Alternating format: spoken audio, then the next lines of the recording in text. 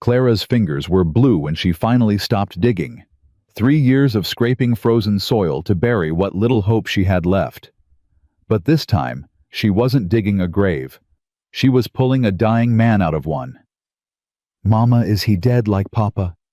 Her daughter's voice cut through the howling wind. Clara looked at the stranger's face, blood frozen on his temple lips already turning white, and made the choice that would destroy everything she had built, or save it. Subscribe now and follow this story to the very end. Comment your city below. I want to see how far this journey reaches. Datang. The stranger's hand shot up and grabbed Clara's wrist before she could check if he was breathing. "Don't let them find me!"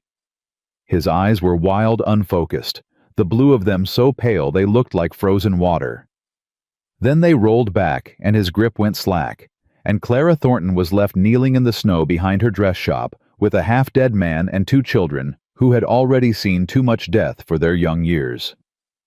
"Mama." Samuel's voice cracked, 9 years old and trying so hard to sound like a man. "Mama, what do we do?" Clara pressed her fingers against the stranger's neck. A pulse. Weak, but there. "We get him inside." "But Mama." "Now, Samuel." Grace stood frozen by the back door, her rag doll clutched to her chest thumb, hovering near her mouth, a habit Clara thought she'd broken months ago. The 5-year-old's eyes were fixed on the blood spreading through the snow like spilled ink. "Gracie, go inside and pull the blankets off my bed. Put them by the stove. Can you do that for Mama?" Grace didn't move. "Grace Elizabeth Thornton." The sharpness in Clara's voice broke through. Grace nodded once and disappeared inside her small boots, leaving prints in the fresh powder. "He's too big," Samuel said, already positioning himself at the man's shoulders. "We can't carry him." "Then we drag him." Clara had dragged her husband's body through snow once. William, who had coughed blood for 3 months, while she pretended not to notice who had worked himself to death in the mines, so she could open this shop, who had died owing Cornelius Wade more money than she could earn in 10 years. She knew how to move dead weight through winter. "Grab under his arms. I'll take his feet. We go slow." The stranger was heavy, tall, and broad-shouldered, wearing clothes too fine for the back alleys of Redstone. His coat alone probably cost more than everything Clara owned. But it was torn now, splattered with blood, that wasn't all from the wound on his head. Someone had beaten this man, beaten him badly, and left him to freeze. "On 3, Clara said. 1, 2, 3. They moved. It took them 15 minutes to drag him 20 feet.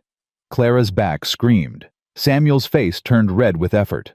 But they got him through the back door of the shop, past the bolts of fabric and half-finished dresses, into the small living quarters where Clara and her children had existed, not existed since William died. "On the bed?" Clara ordered. "But that's your bed, Mama." "And now it's his until he's well enough to leave. Help me." They lifted Clara, taking most of the weight, and rolled the stranger onto her narrow mattress. He groaned a sound that was somehow reassuring.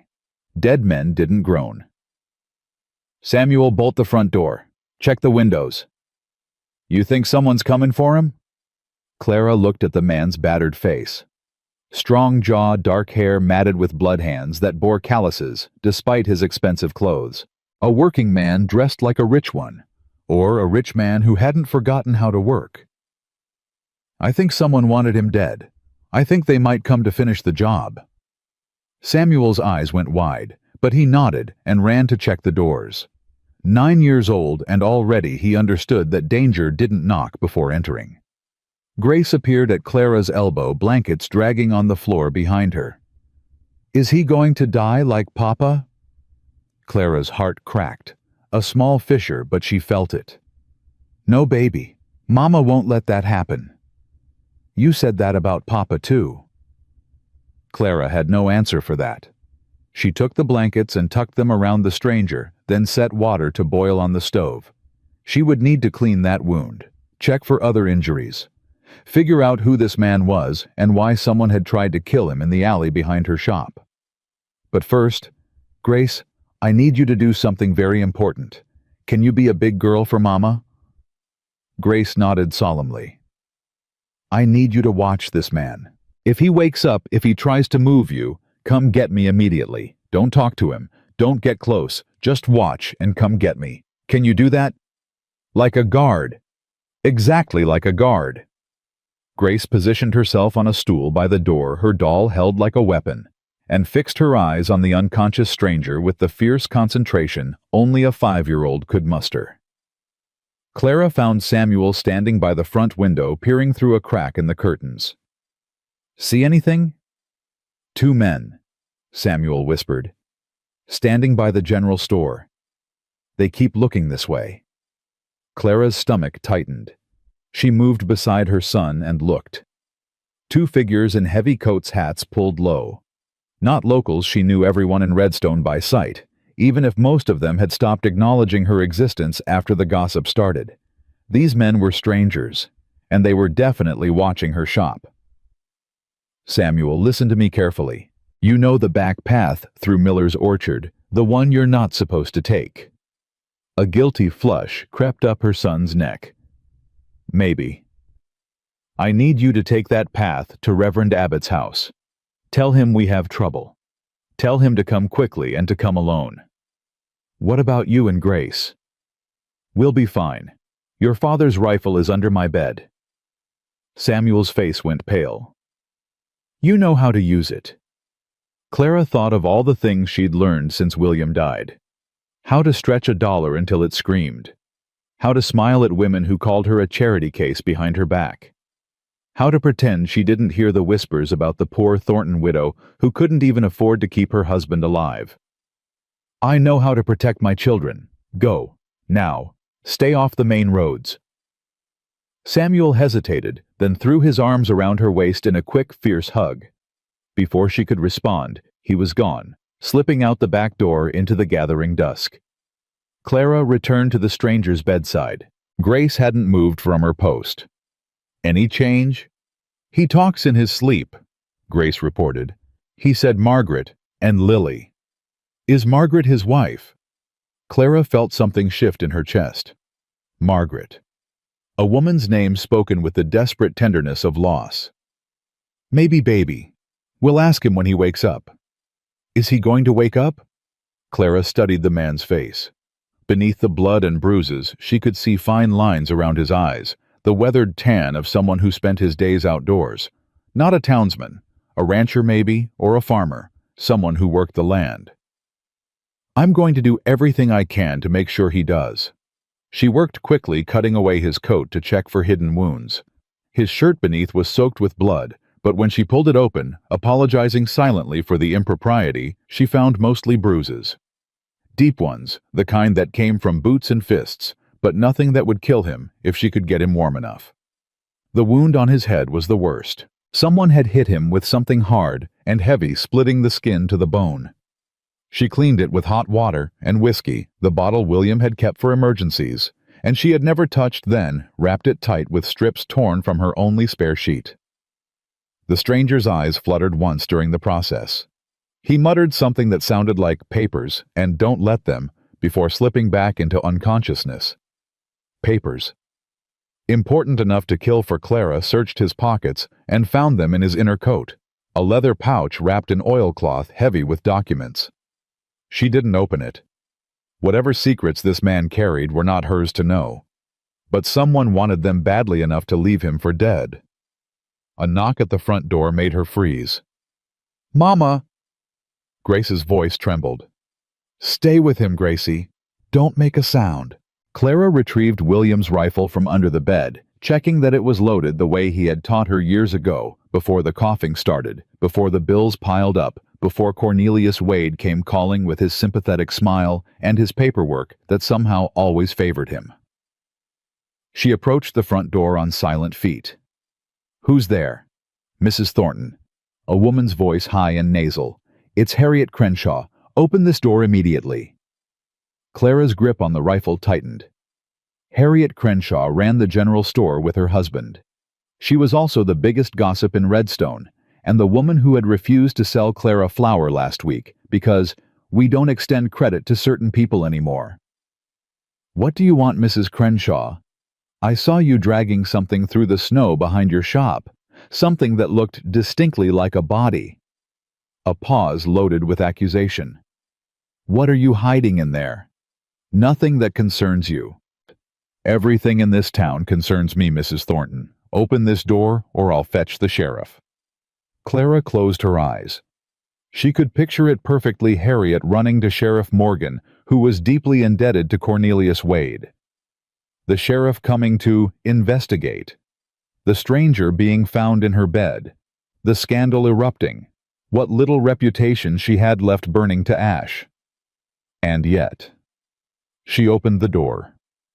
Harriet Crenshaw stood on the step, wrapped in a fur-trimmed coat that probably cost more than Clara earned in 3 months. Her sharp eyes immediately tried to peer past Clara into the shop. Well, what have you got to say for yourself? A man was beaten and left to die behind my property. Clara said, her voice steadier than she felt. I brought him inside to keep him from freezing. That's what any Christian would do. Harriet's eyebrows shot up. A man in your home with your children present.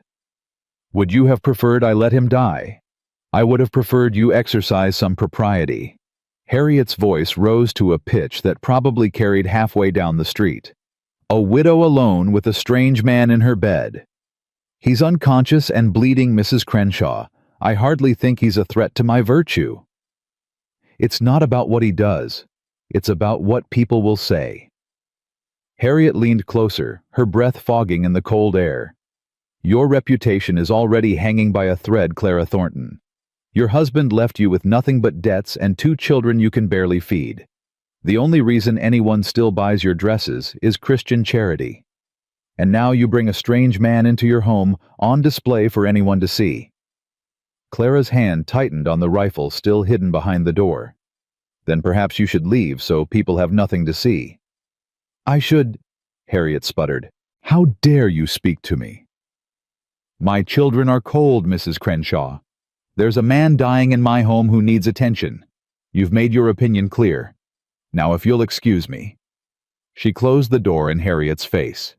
For a moment, she stood with her back against the wood heart-pounding rifle clutched to her chest like a lifeline. Mama, Grace's voice drifted from the back room. The man's eyes are open. Clara set down the rifle and hurried to the bedroom. The stranger was awake. Barely. His eyes struggled to focus, moving from the ceiling to the walls, to Grace's small face, watching him from her stool. Where? His voice was gravel and broken glass. Where am I? Clara moved into his line of sight. My dress shop, in Redstone, Wyoming territory. My children found you in the alley behind the building. His eyes found hers, held them. Something passed between them, recognition maybe, or simply the acknowledgement of one survivor to another. They were going to kill me. Who? Cornelius Wade's men. The name sent ice through Clara's veins. They took everything. My horse, my money. They thought they took the papers too. His hand moved weakly toward his chest, where she had removed his coat. The land documents, the water rights. Are they safe? Clara said. I found them. I didn't look inside. Relief washed over his battered features. Thank you. His eyes closed, then opened with effort. I'm Thomas Caldwell. I own the ranch north of here. Clara knew the name. Everyone in the valley knew the name. Thomas Caldwell owned the second largest spread in the territory. His land controlled access to the main water source for half the farms in the region. Cornelius Wade had been trying to buy him out for years. You're far from home, Mr. Caldwell. I was going to Helena, land office. Had to file papers before Wade found a way to invalidate them. A bitter laugh that turned into a cough. Didn't make it very far. No, Clara agreed. You didn't. The men who attacked me, they'll come looking when they realize I'm not dead. I know. You should turn me out. His eyes searched her face. "You have children. You can't afford to get mixed up in my troubles with Wade." Clara thought of the foreclosure notice hidden in her sewing basket, the bank letter that gave her 30 days to pay William's remaining debt or lose everything. The signature at the bottom of that letter, Cornelius Wade, President, Redstone First Bank. "Mr. Caldwell," she said quietly, "I'm already mixed up with Wade. Have been since my husband died and Wade started buying every piece of paper with our name on it." Understanding flickered in his eyes. "He's coming for your land too. My shop, my home, everything I have." She straightened the blanket over his chest with hands that didn't quite tremble. "He'll own this whole valley before he's done." "Not if I can stop him. You can barely lift your head. Give me a few days." "You might not have a few days. Mrs. Crenshaw just left. By morning, everyone in Redstone will know you're here. By afternoon, Wade will know too." Thomas's jaw tightened. "Then I'll leave tonight." "You'll die if you leave tonight." "I'll die if I stay." "Maybe." Clara stood suddenly exhausted, the weight of the day pressing down on her shoulders. "Or maybe we find another way." "We—" She looked at this stranger in her bed, battered, bleeding, hunted, and saw herself reflected back. Two people caught in Cornelius Wade's web, struggling to survive, losing everything piece by piece. You have something Wade wants. I have something he needs. Perhaps together we're harder to destroy than apart. Thomas studied her for a long moment. "You don't know me. I know you didn't die when they tried to kill you. That's a start." The ghost of a smile crossed his damaged face. "You always take in strays, Mrs. Thornton. Only the ones who show up bleeding in my alley." She moved toward the door. "Rest now. I'll check on you in an hour." "Mrs. Thornton," she paused. "Thank you for taking the risk." Clara thought of William, who had taken risk after risk trying to provide for them, who had worked himself into an early grave while she pretended everything was fine. She thought of Samuel racing through the cold to fetch help. She thought of Grace standing guard over a stranger with nothing but a rag doll and fierce 5-year-old determination. We all take risks, Mr. Caldwell. The question is whether they're worth taking. She left him to sleep and found Grace still on her stool, still watching, still clutching her doll. "Is he a good man, Mama?" Clara gathered her daughter into her arms. Grace was getting too big for this, but she didn't protest, just buried her face in Clara's neck the way she used to when she was smaller and the world was kinder. "I don't know, baby. We just met him. Papa was a good man." "Yes, Papa was the best man." "He died anyway." Clara's throat closed. "Yes," she managed. "He did." "Will the hurt man die too?" "Not if I can help it." Grace pulled back, her small face serious. "Then help it, Mama. I don't want to dig another grave." The words hit Clara like a physical blow. Her 5-year-old daughter, who had watched her father waste away, who had stood beside a hole in the frozen ground, while a pine box was lowered into the earth, who had asked every night for a month when Papa was coming home. "I won't let that happen," Clara promised, meaning it with every fiber of her being. "I won't." A commotion at the back door made them both jump. Clara pushed Grace behind her and grabbed the rifle just as the door burst open. Samuel tumbled through, red-faced and gasping, Reverend Josiah Abbott close behind. The old minister's white hair was wild from the wind, his spectacles fogged, but his eyes were sharp as they took in the scene. "Clara, child. Samuel tells me there's trouble. In the bedroom, a man named Thomas Caldwell. Someone tried to kill him." The Reverend's eyebrows rose. "Caldwell, the rancher. You know him, know of him. Good reputation, honest dealer. Been fighting Wade's expansion for years." The Reverend moved toward the bedroom without waiting for invitation. "Let me see what we're dealing with." Clara followed, leaving Samuel to lock the door behind them. In the bedroom, Thomas had fallen back into unconsciousness, his breathing shallow but steady. Reverend Abbott examined him with surprising competence. "You've done well," he said, checking Clara's bandaging. The bleeding stopped. Fever's a risk, but if he makes it through the night, he has a chance. Harriet Crenshaw came by. She saw me bring him in. The Reverend sighed. Of course she did. That woman could find scandal in a Sunday sermon. He straightened old joints creaking. The town will talk. The town already talks. This will make it worse. A widow, a strange man, your reputation. I know what they'll say. Clara's voice was harder than she intended.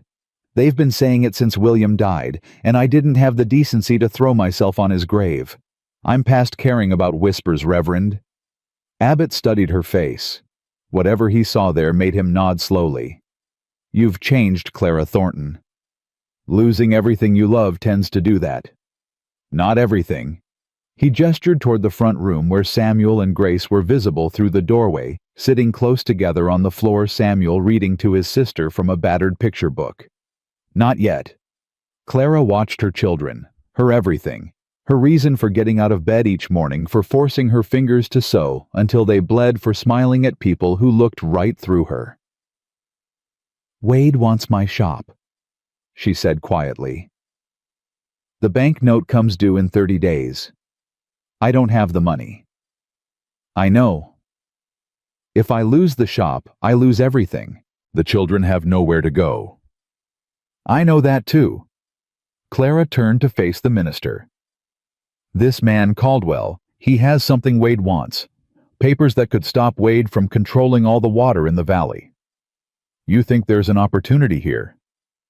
I think 2 people drowning might survive if they hold on to each other instead of going down alone.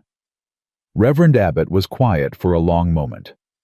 Outside, the wind had picked up, rattling the windows, driving snow against the glass. Winter was settling in for the night, cold and relentless. What do you need from me? He finally asked. Clara felt tears prick her eyes. The first person to ask her that question in 3 years. The first person to offer help without strings attached, without judgment, without the weight of obligation. I need someone to believe I'm doing the right thing, even if it doesn't look like it. The old minister placed his weathered hand on her shoulder. Clara Thornton. I've watched you bury your husband, raise your children alone, and face down every hardship this town has thrown at you with your head high.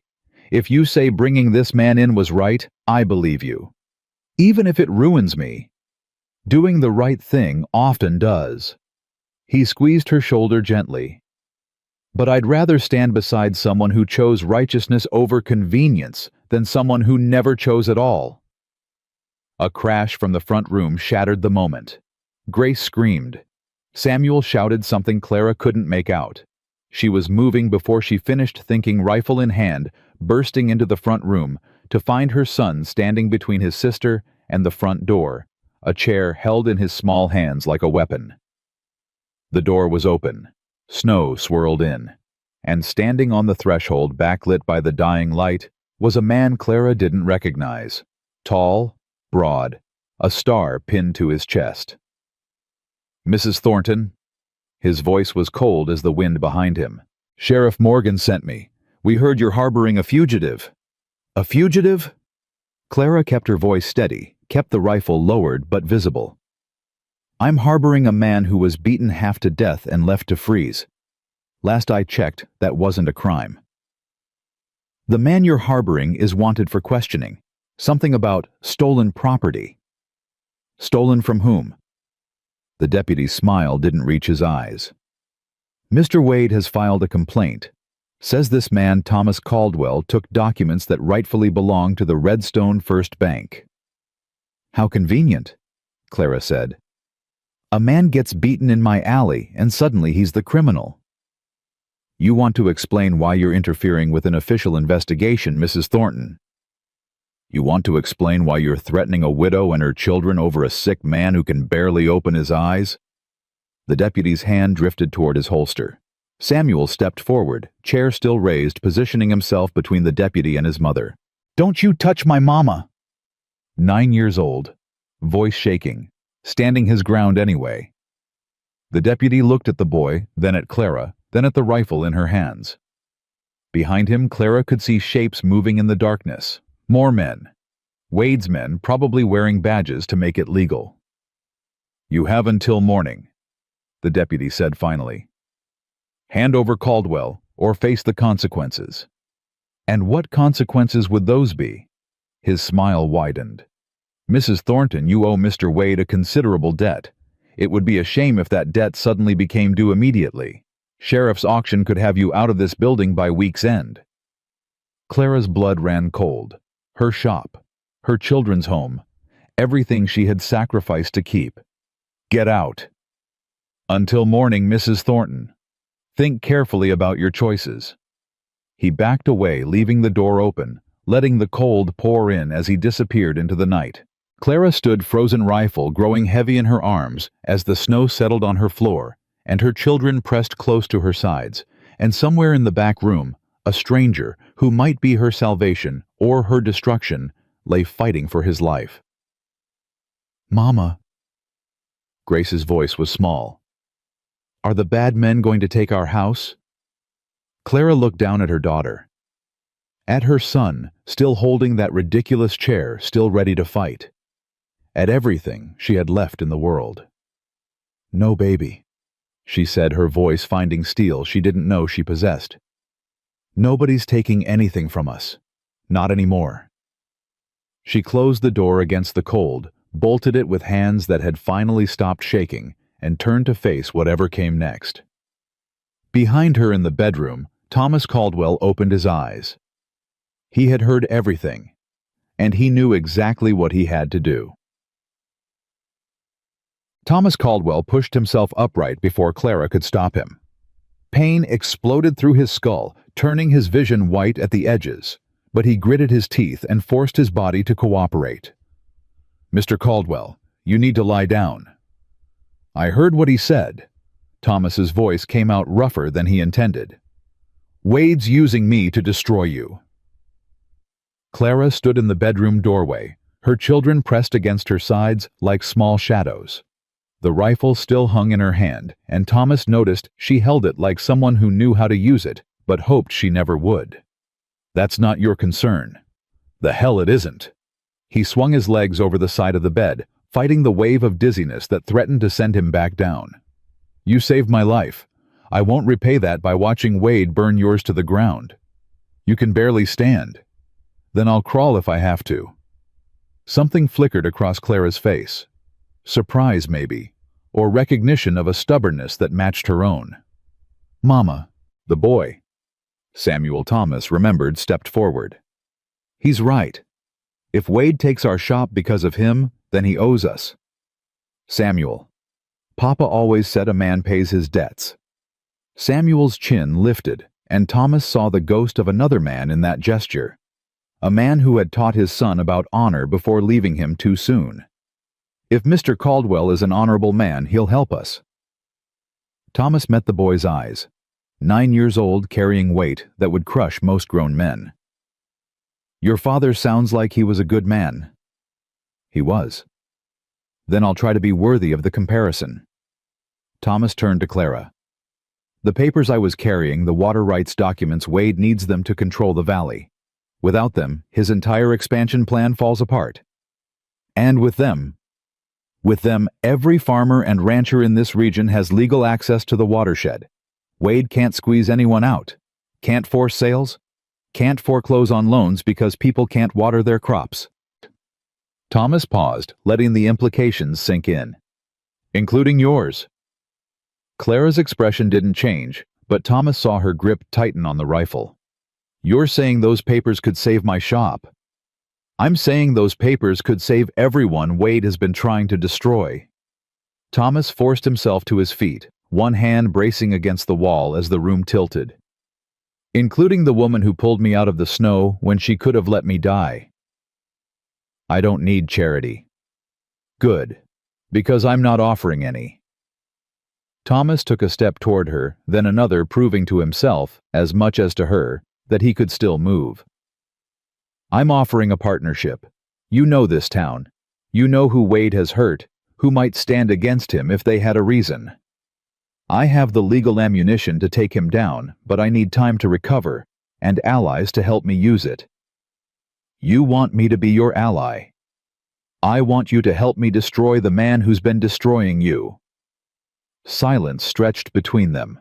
In the front room, Reverend Abbott had risen from his chair, watching the exchange with keen interest. Grace still clutched her doll eyes, moving between her mother and the stranger, like she was watching a tennis match she didn't quite understand. "Mama?" Grace's small voice broke the tension. "Is the hurt man going to help us keep our house?" Clara looked at her daughter, at her son, at the rifle in her hands, and the four walls that were all that stood between her children and the winter cold. "Maybe, baby." She set the rifle against the wall and turned to face Thomas fully. "What exactly do you propose, Mr. Caldwell?"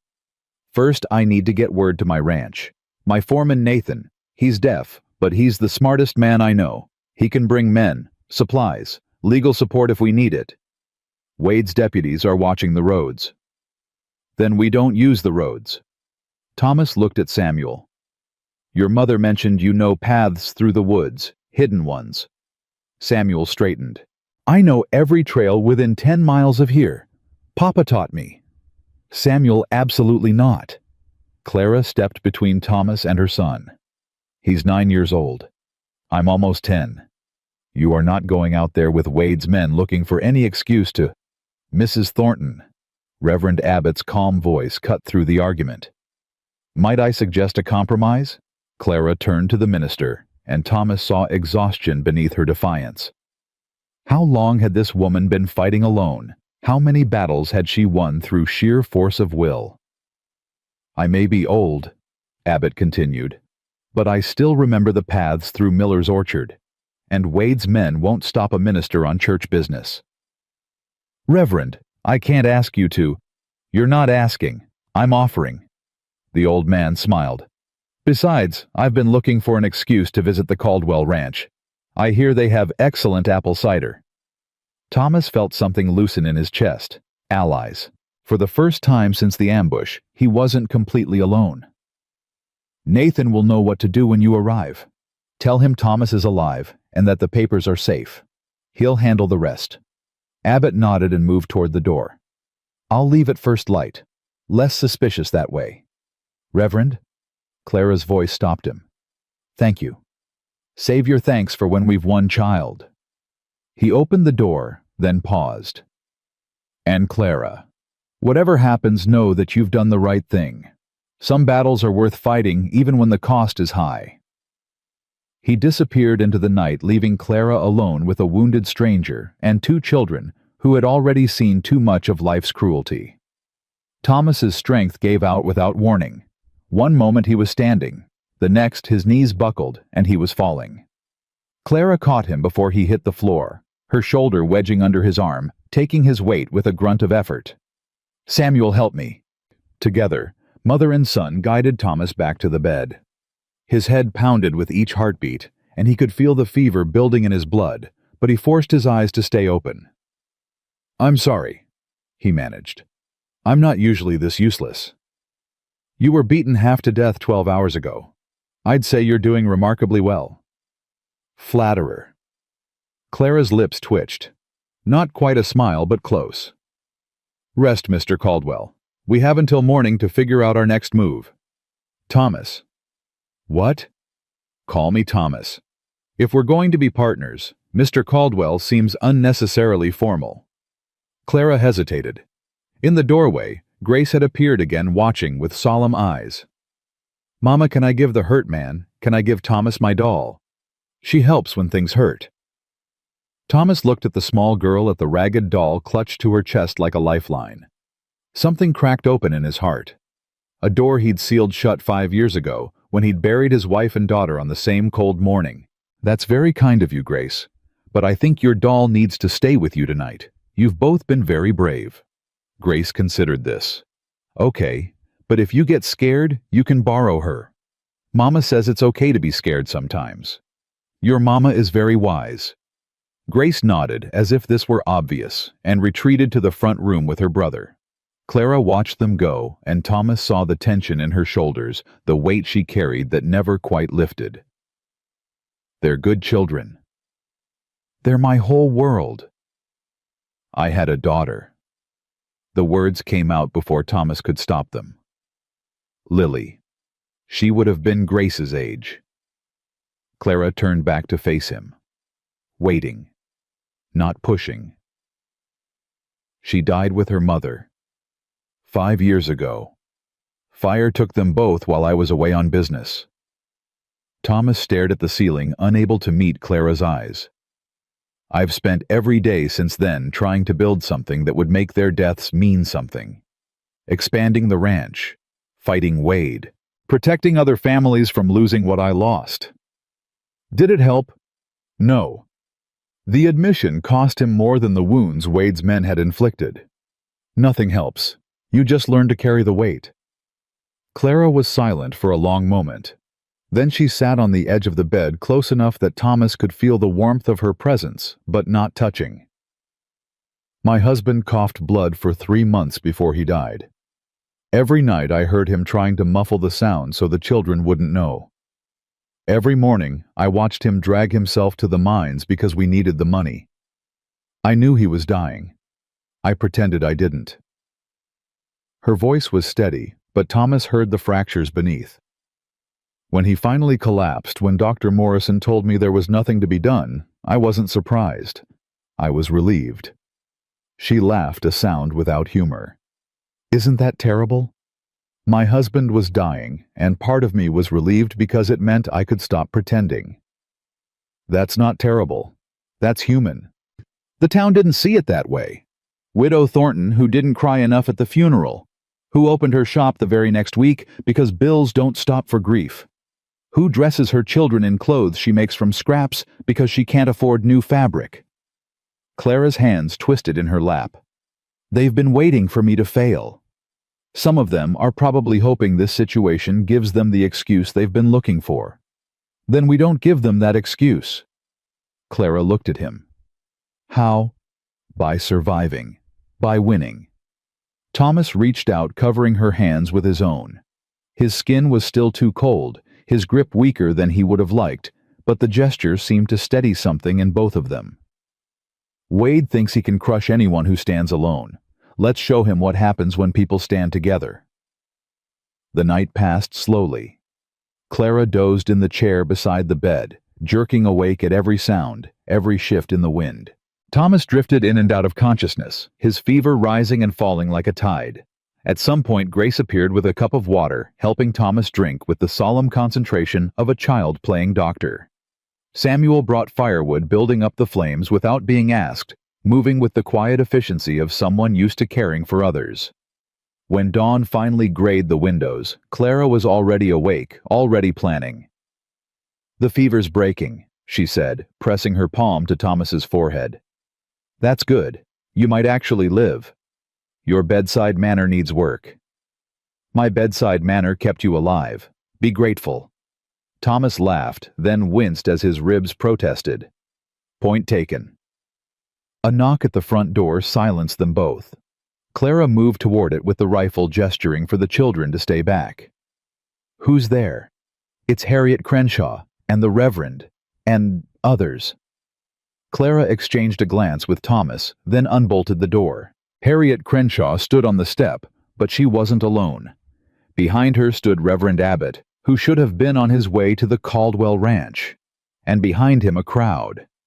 20 people at least, maybe more, filling the street in front of Clara's shop. "Mrs. Crenshaw." Clara kept her voice neutral.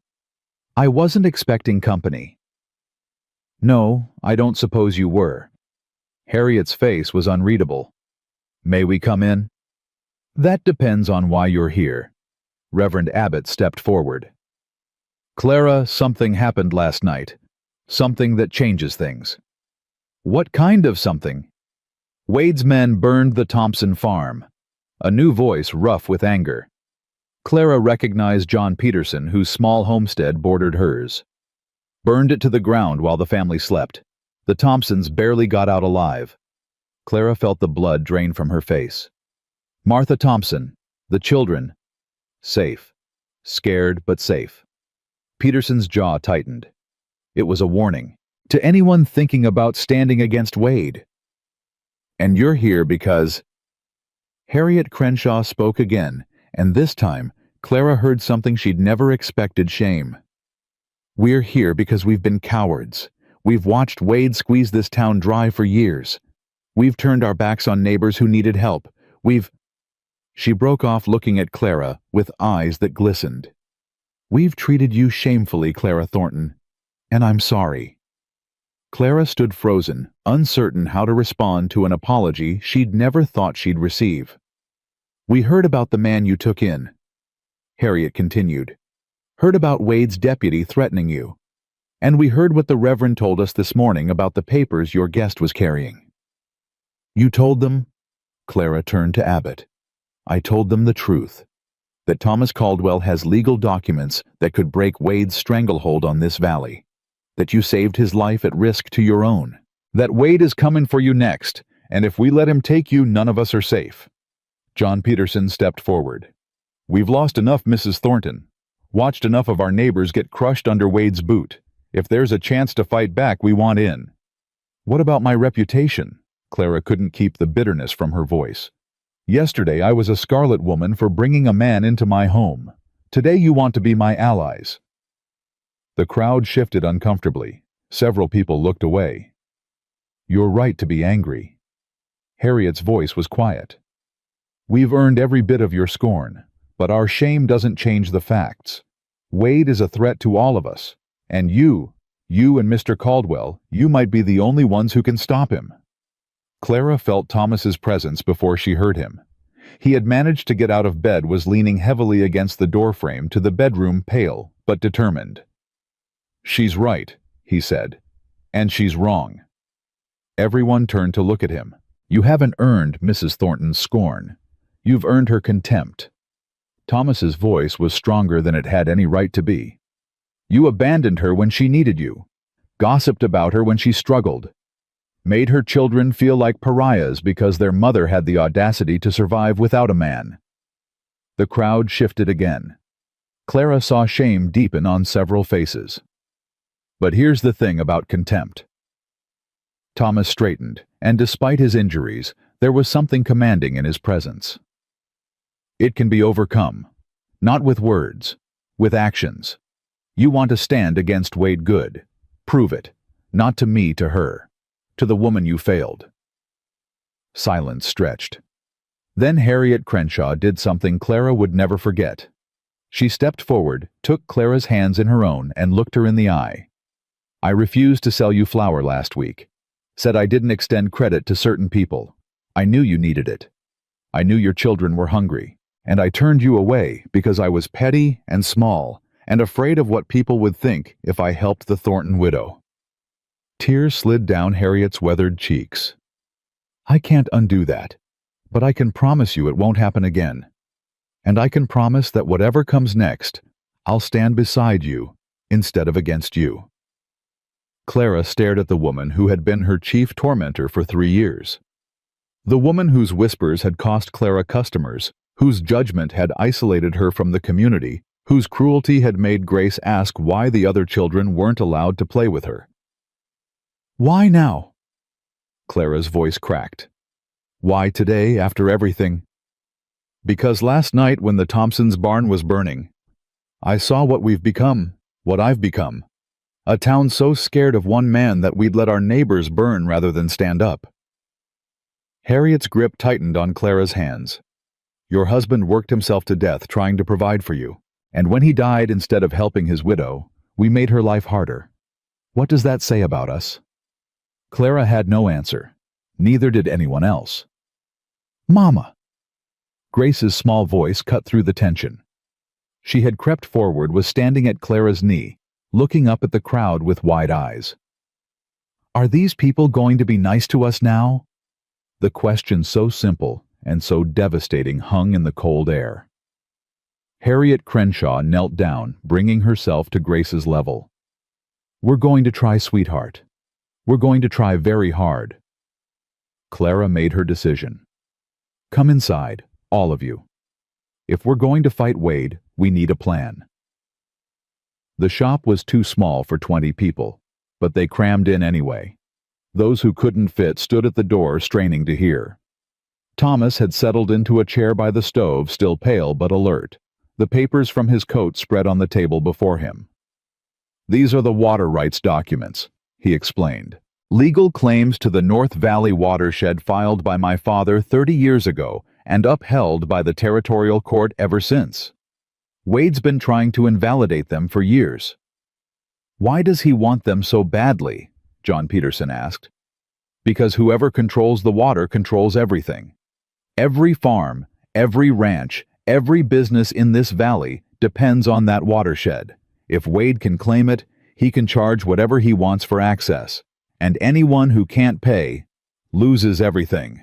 Peterson's voice was grim. Like the Hendersons last spring, they couldn't afford Wade's fees and suddenly their crops died. That wasn't an accident. Thomas's jaw tightened. Wade diverted the water deliberately, killed their harvest to force a sale. Angry murmurs rippled through the crowd. "So what do we do?" Harriet asked. "Wade has the sheriff in his pocket. He has men with guns. What do we have?" "We have the law." Thomas tapped the papers. "These documents prove Wade has no legal claim to the watershed.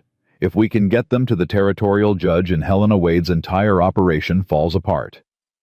Helena's 3 days' ride. Wade will have men on every road." "Then we don't use the roads," Clara spoke up. "Thomas the Reverend was supposed to—" "I'm too old and too slow," Abbott interrupted. "Wade's men would catch me before I made it 10 miles, but these papers don't need to go to Helena. They need to go somewhere closer first." "Where?" "The newspaper office in Millbrook. Harry Foster runs it. He's been writing about Wade's corruption for years. If he publishes these documents, the whole territory will know the truth." Abbott smiled grimly. "And once the truth is out, even Wade can't stop it." "Millbrook's 40 miles east," Peterson said. "Still a long ride through Wade's territory." "Not if you know the back trails." Samuel's voice, thin but determined, cut through the adult conversation. "I can do it. I can do. Papa showed me paths that nobody else knows. I can get there in a day if I ride fast." "Absolutely not." Clara's response was immediate. "Mama, you are 9 years old, Samuel. I am not sending you on a 40-mile journey with men trying to kill anyone who carries those papers. But I'm the only one who knows the trails. Then you'll teach someone else." Thomas held up a hand, cutting off the argument. "Mrs. Thornton is right. Samuel, your knowledge is valuable, but this mission needs an adult. Someone who can fight if necessary." "None of us know those trails," Peterson said. "Samuel's the only one who—" "Then Samuel rides with someone." Thomas looked at Clara. "A guide and a guardian. 2 riders are harder to catch than one anyway." Clara's face had gone white. "You want my son to—" "I want your son to help save this valley, including his mother's shop, including his baby sister's home." Thomas's voice was gentle but firm. "I'm not asking you to send him alone. I'm asking you to trust him, and to trust whoever rides with him." "Who?" Clara demanded. "Who would you trust with my son's life?" Thomas met her eyes. "I would trust myself, but I can barely stand. So I'll trust whoever you choose." The room fell silent. Clara looked at her son, at the determination burning in his young eyes. So like his father. So desperate to prove himself. "I'll go." A new voice. Everyone turned to see who had spoken. It was a young man Clara barely recognized. Edgar Wade. Cornelius Wade's own son stood at the edge of the crowd, hat in hand, face pale with something that looked like fear. "I know what my father's done. I know what he's planning." Edgar's voice shook, but he didn't look away. "He's going to burn out everyone who won't sell. The Thorntons are next. He told me last night." "Why should we trust you?" Peterson's voice was hostile. "You're his son." "Because I'm sick of watching him destroy people." Edgar's eyes found Clara's. "Mrs. Thornton, your husband, used to buy supplies from my father's store. He was always kind to me. Always treated me like a person, not like Cornelius Wade's heir. When he died, my father laughed. Said one less debtor to worry about. Clara felt her hands ball into fists. I know the trails too, Edgar continued.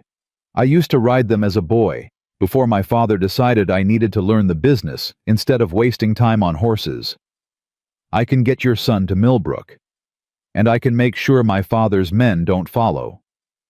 How? Because they'll be looking for me.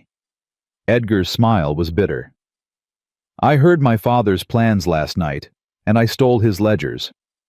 The ones that document every bribe, every threat, every family he's destroyed.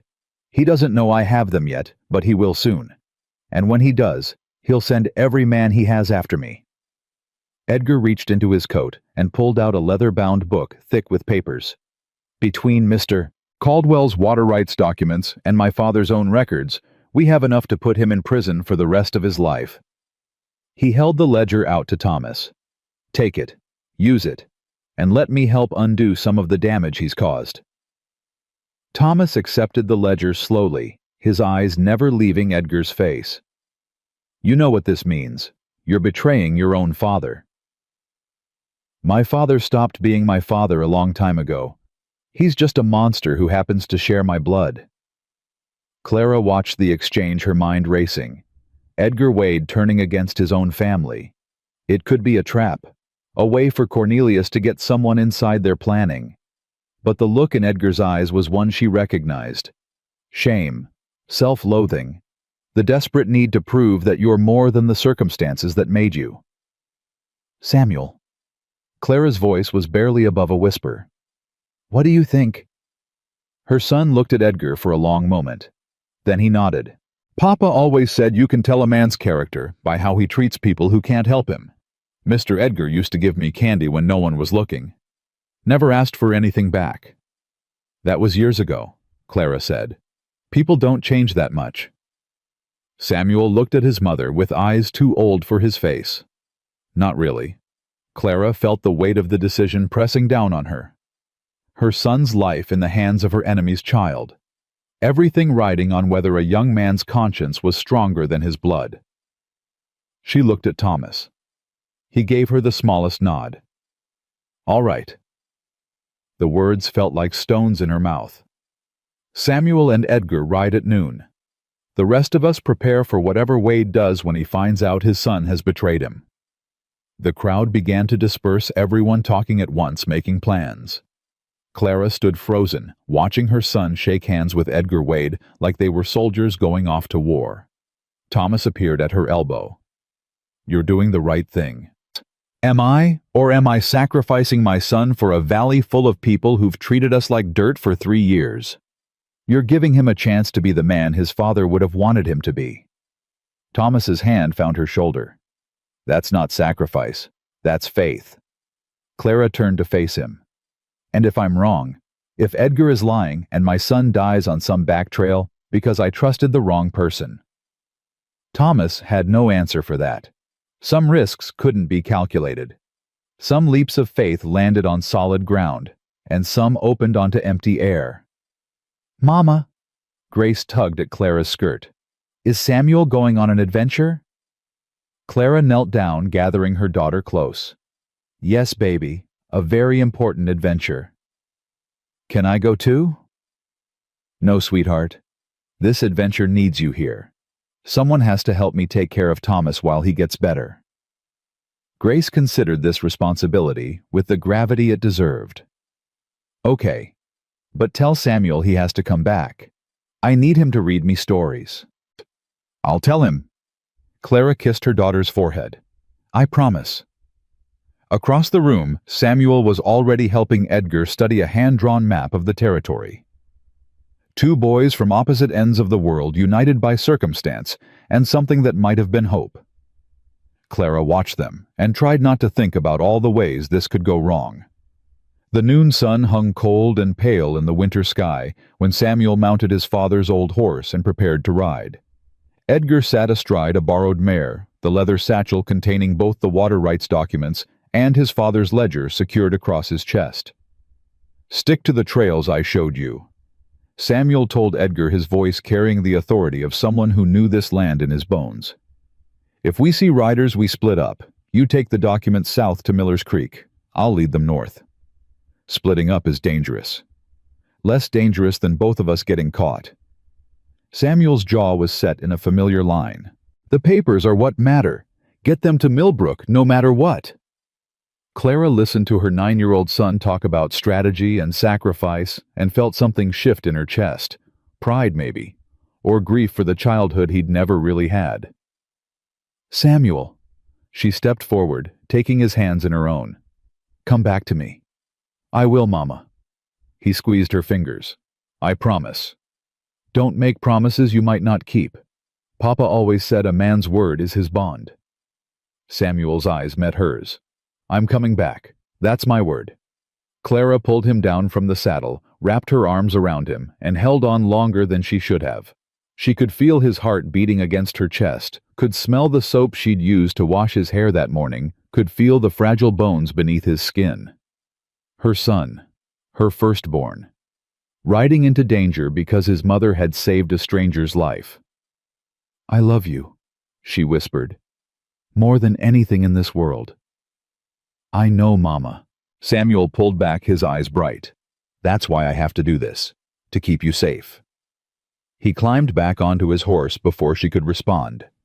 Edgar nodded once to Clara, a silent promise, and then they were gone. Two riders disappearing into the winter landscape, carrying the hopes of an entire valley on their young shoulders. Clara stood in the street long after they vanished, the cold wind cutting through her thin dress, her arms wrapped around herself like she could hold in the fear that threatened to consume her. Thomas appeared beside her, still unsteady but upright. He'll make it. You don't know that. No, but I believe it. Thomas's hand found hers. Sometimes belief is all we have. Clara turned to face him, this stranger who had crashed into her life and turned everything upside down. If anything happens to my son, then I'll spend the rest of my life making it right. Thomas's eyes held hers. But nothing's going to happen. Samuel's smart. Edgar knows the territory, and Wade doesn't know they're coming. As if in answer to his words, a shout went up from the edge of town. Clara spun to see a rider galloping toward them, dust flying from his horse's hooves. It's Cornelius Wade, someone yelled. He's coming himself. Clara's blood turned to ice. Wade here now, before Samuel could get far enough away to be safe. Get inside. Thomas ordered, his hand going to the pistol someone had given him. All of you inside now. But Clara didn't move. She watched the approaching rider, counting the seconds, calculating how far Samuel could have gotten. Not far enough. Never far enough. Clara! Thomas's voice was urgent. Please. She let him pull her toward the shop, let the door close behind them, let the bolt slide home with a sound like a prison cell locking. Outside, Cornelius Wade's horse thundered to a stop in front of her building. And inside, Clara Thornton prepared to fight for everything she had left. Cornelius Wade didn't knock. He kicked the door so hard that the bolt tore through the frame, sending splinters flying across Clara's shop like wooden shrapnel. Grace screamed. Clara pulled her daughter behind her, shielding the child with her body, as Wade filled the doorway. He was a big man, barrel-chested and thick-necked, with eyes the color of dirty ice. Behind him, 4 men with rifles fanned out across the street. Where is my son? His voice was calm. That was the worst part. Clara had expected rage shouting threats. But Wade spoke like a man discussing the weather, and that terrified her more than any explosion could have. I don't know what you're talking about. Don't. Wade stepped inside his boots, crunching on broken wood. Don't insult my intelligence, Mrs. Thornton. Edgar was seen leaving your shop an hour ago with a boy, your boy, and my ledgers. Thomas moved forward, positioning himself between Wade and Clara. His hand rested on the pistol at his hip, but he didn't draw. Not yet. Wade. Caldwell. Wade's lips curved into something that wasn't quite a smile. I should have made sure you were dead. My men assured me the cold would finish what they started. Your men were wrong. Evidently. Wade's eyes moved past Thomas to Clara. You've caused me considerable trouble, Mrs. Thornton. I was content to let you fade away quietly. Default on your loan, lose your shop, disappear like all the others. But you had to play hero. I saved a man's life.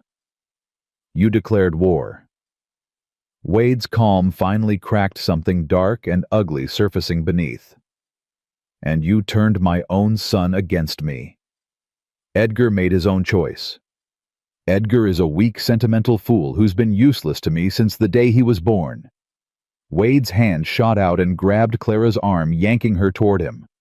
But he's still my blood, and no one takes what's mine. Thomas's pistol cleared the holster in one smooth motion. Let her go. Wade laughed. Actually laughed like Thomas had told a particularly good joke. You can barely stand Caldwell. You think you can outdraw my men? He jerked his head toward the street where his 4 gunmen had their rifles trained on the shop's windows. Put down your weapon before someone gets hurt. Let her go first. Thomas. Clara's voice was strained, but steady. Don't. Listen to her. Wade's grip tightened on Clara's arm. She's smarter than you. Maybe. Thomas didn't lower the pistol. But I'm stubborn. The standoff stretched. Clara could feel her heart hammering against her ribs, could hear Grace whimpering behind her, could see the calculation in Wade's eyes as he weighed his options. Then a new voice cut through the tension. Let her go, Wade. Harriet Crenshaw stood in the ruined doorway, a shotgun braced against her shoulder. Behind her, John Peterson and half a dozen other townspeople had emerged from their hiding places armed with whatever they could find. Rifles. Pistols. One man held a pitchfork like he meant business. Wade's expression flickered. Surprise quickly masked. Mrs. Crenshaw, I didn't realize you'd developed a spine. There's a lot you don't realize. Harriet's voice didn't waver. Now let Clara go, or I'll put a hole in you big enough to see through. You'd murder me in broad daylight, in front of witnesses. Self-defense isn't murder. You broke into this woman's home, threatened her child, assaulted her person. I'd say any jury in the territory would call this justified. Wade's grip on Clara loosened slightly. Not much, but enough for her to twist free. She stumbled backward, pulling Grace with her, putting the stove between them and Wade. You think this changes anything? Wade's calm was returning, but there was something brittle beneath it now. I own this town. I own the sheriff. I own the bank, the land office, the territorial judge. A few farmers with hunting rifles don't scare me. Maybe not. Thomas still had his pistol trained on Wade's chest. But the truth might. What truth? The truth in those documents your son is carrying to Millbrook right now. The water rights your men tried to steal from me. The ledgers documenting every bribe, every threat, every family you've destroyed. Thomas's voice hardened. By this time tomorrow, every newspaper in the territory will have copies. Your empire is about to collapse, Wade, and there's nothing you can do to stop it. Something shifted in Wade's face. The mask slipped and Clara saw what lay beneath pure murderous rage. You think I'll let some newspaper destroy me? I built this valley. I made it what it is. Without me, every farm here would have failed decades ago. Without you, families like the Hendersons would still have their land. The Thompsons would still have their home. Clara found her voice, found her courage. My husband would still be alive. Wade turned to look at her. What? You think I don't know? You think I haven't spent 3 years wondering why William kept getting sicker while others recovered? Wondering why the mine foreman kept sending him to the most dangerous shafts, the ones with the worst air? Clara stepped forward, her fear burning away in the heat of long-suppressed fury. You wanted our land. The lot behind my shop, the one with the old well. You needed it for your railroad scheme. But William wouldn't sell. So you made sure he couldn't work anywhere else. Made sure the only job he could get was one that would kill him slowly. That's a serious accusation. It's the truth, and your son has the proof. Wade's composure shattered completely. He lunged toward Clara, but Thomas intercepted him, driving his shoulder into Wade's chest and sending them both crashing to the floor. The pistol went flying. Wade's men surged toward the door, but Harriet's shotgun blast into the ceiling froze them in their tracks. Next one goes through whoever moves first. On the floor, Thomas and Wade grappled like animals. Thomas was weaker still, recovering from his injuries, but rage gave him strength. He got his hands around Wade's throat, pressing down with everything he had. "You killed her husband." Thomas's voice was barely human. "You destroyed her family. You tried to kill me, and now you threaten her children." Wade's face was turning purple. His hands clawed at Thomas's wrists, finding no purchase. "Thomas, stop!" Clara grabbed his shoulder. "Thomas, don't. He's not worth hanging for." The words penetrated. Thomas's grip loosened just enough for Wade to gasp in a breath. "She's right." Thomas leaned close, his voice dropping to a whisper only Wade could hear. "I'm not going to kill you. The law is going to do that for me. You're going to hang Wade, and I'm going to watch." He released Wade and staggered to his feet. Clara caught his arm, steadying him as the fever and exertion took their toll. Wade lay on the floor, sucking in air, his expensive suit covered in dust and blood. His men hovered in the doorway, rifles ready but unable to act with half the town pointing weapons at them. "This isn't over." Wade's voice was a ragged whisper. "Yes, it is." Thomas leaned on Clara, his strength finally failing. "Your son has betrayed you. Your crimes are about to be published, and this town has finally found its courage. It's over, Wade. You just don't know it yet." Wade struggled to his feet, murder in his eyes. But he was smart enough to recognize a losing position. He straightened his coat with exaggerated dignity and turned to face the crowd. "You'll regret this, every single one of you. When the railroad comes through, when this town grows, you'll beg me for forgiveness, and I won't give it. Get out." Harriet's shotgun was still trained on him. "Get out before I decide Clara was right about you killing William Thornton and make this personal." Wade walked out without another word. His men followed, backing away with their rifles still raised professional enough to cover their retreat. Clara watched through the shattered doorway as they mounted their horses and rode out of town, heading east. Toward Millbrook. Toward Samuel. "Oh God." Clara's knees buckled. "Samuel! He's going after Samuel!" Thomas caught her before she could fall. "He's on horseback. Samuel has an hour's head start and knows trails Wade doesn't. It's not enough. If Wade rides hard, then we ride harder." John Peterson stepped forward. "I know the eastern routes. If Wade takes the main road, I can cut through Henderson's old property and get ahead of him. I'll go with you." Another man, young and lean, pushed through the crowd. "My horse is the fastest in the county." "So's mine." A third voice, a fourth. Within minutes, 6 men had volunteered to ride after Wade to protect Samuel and Edgar to make sure the documents reached Millbrook. They mounted up and thundered out of town before Clara could find words to thank them. "They'll catch him." Harriet's hand found Clara's shoulder. "Wade's horse is tired from the ride here. Our boys are fresh. They'll catch him." Clara wanted to believe it. Wanted to have faith in these people who had spent 3 years treating her like a pariah and were now risking their lives for her son. But faith was hard when your child was in danger. "Mama," Grace tugged at her skirt. "Is Samuel going to be okay?" Clara knelt down, gathering her daughter close. "Yes, baby. Samuel's going to be just fine." The lie tasted like ashes in her mouth. The afternoon crawled by with agonizing slowness. Clara paced the shop, unable to sit still, unable to focus on anything except the window and the empty street beyond. Thomas had finally succumbed to exhaustion, sleeping fitfully in her bed while his fever spiked and fell. Harriet organized the other women to repair the shop's door, to clean up the debris from Wade's violent entrance, to prepare food that Clara couldn't eat.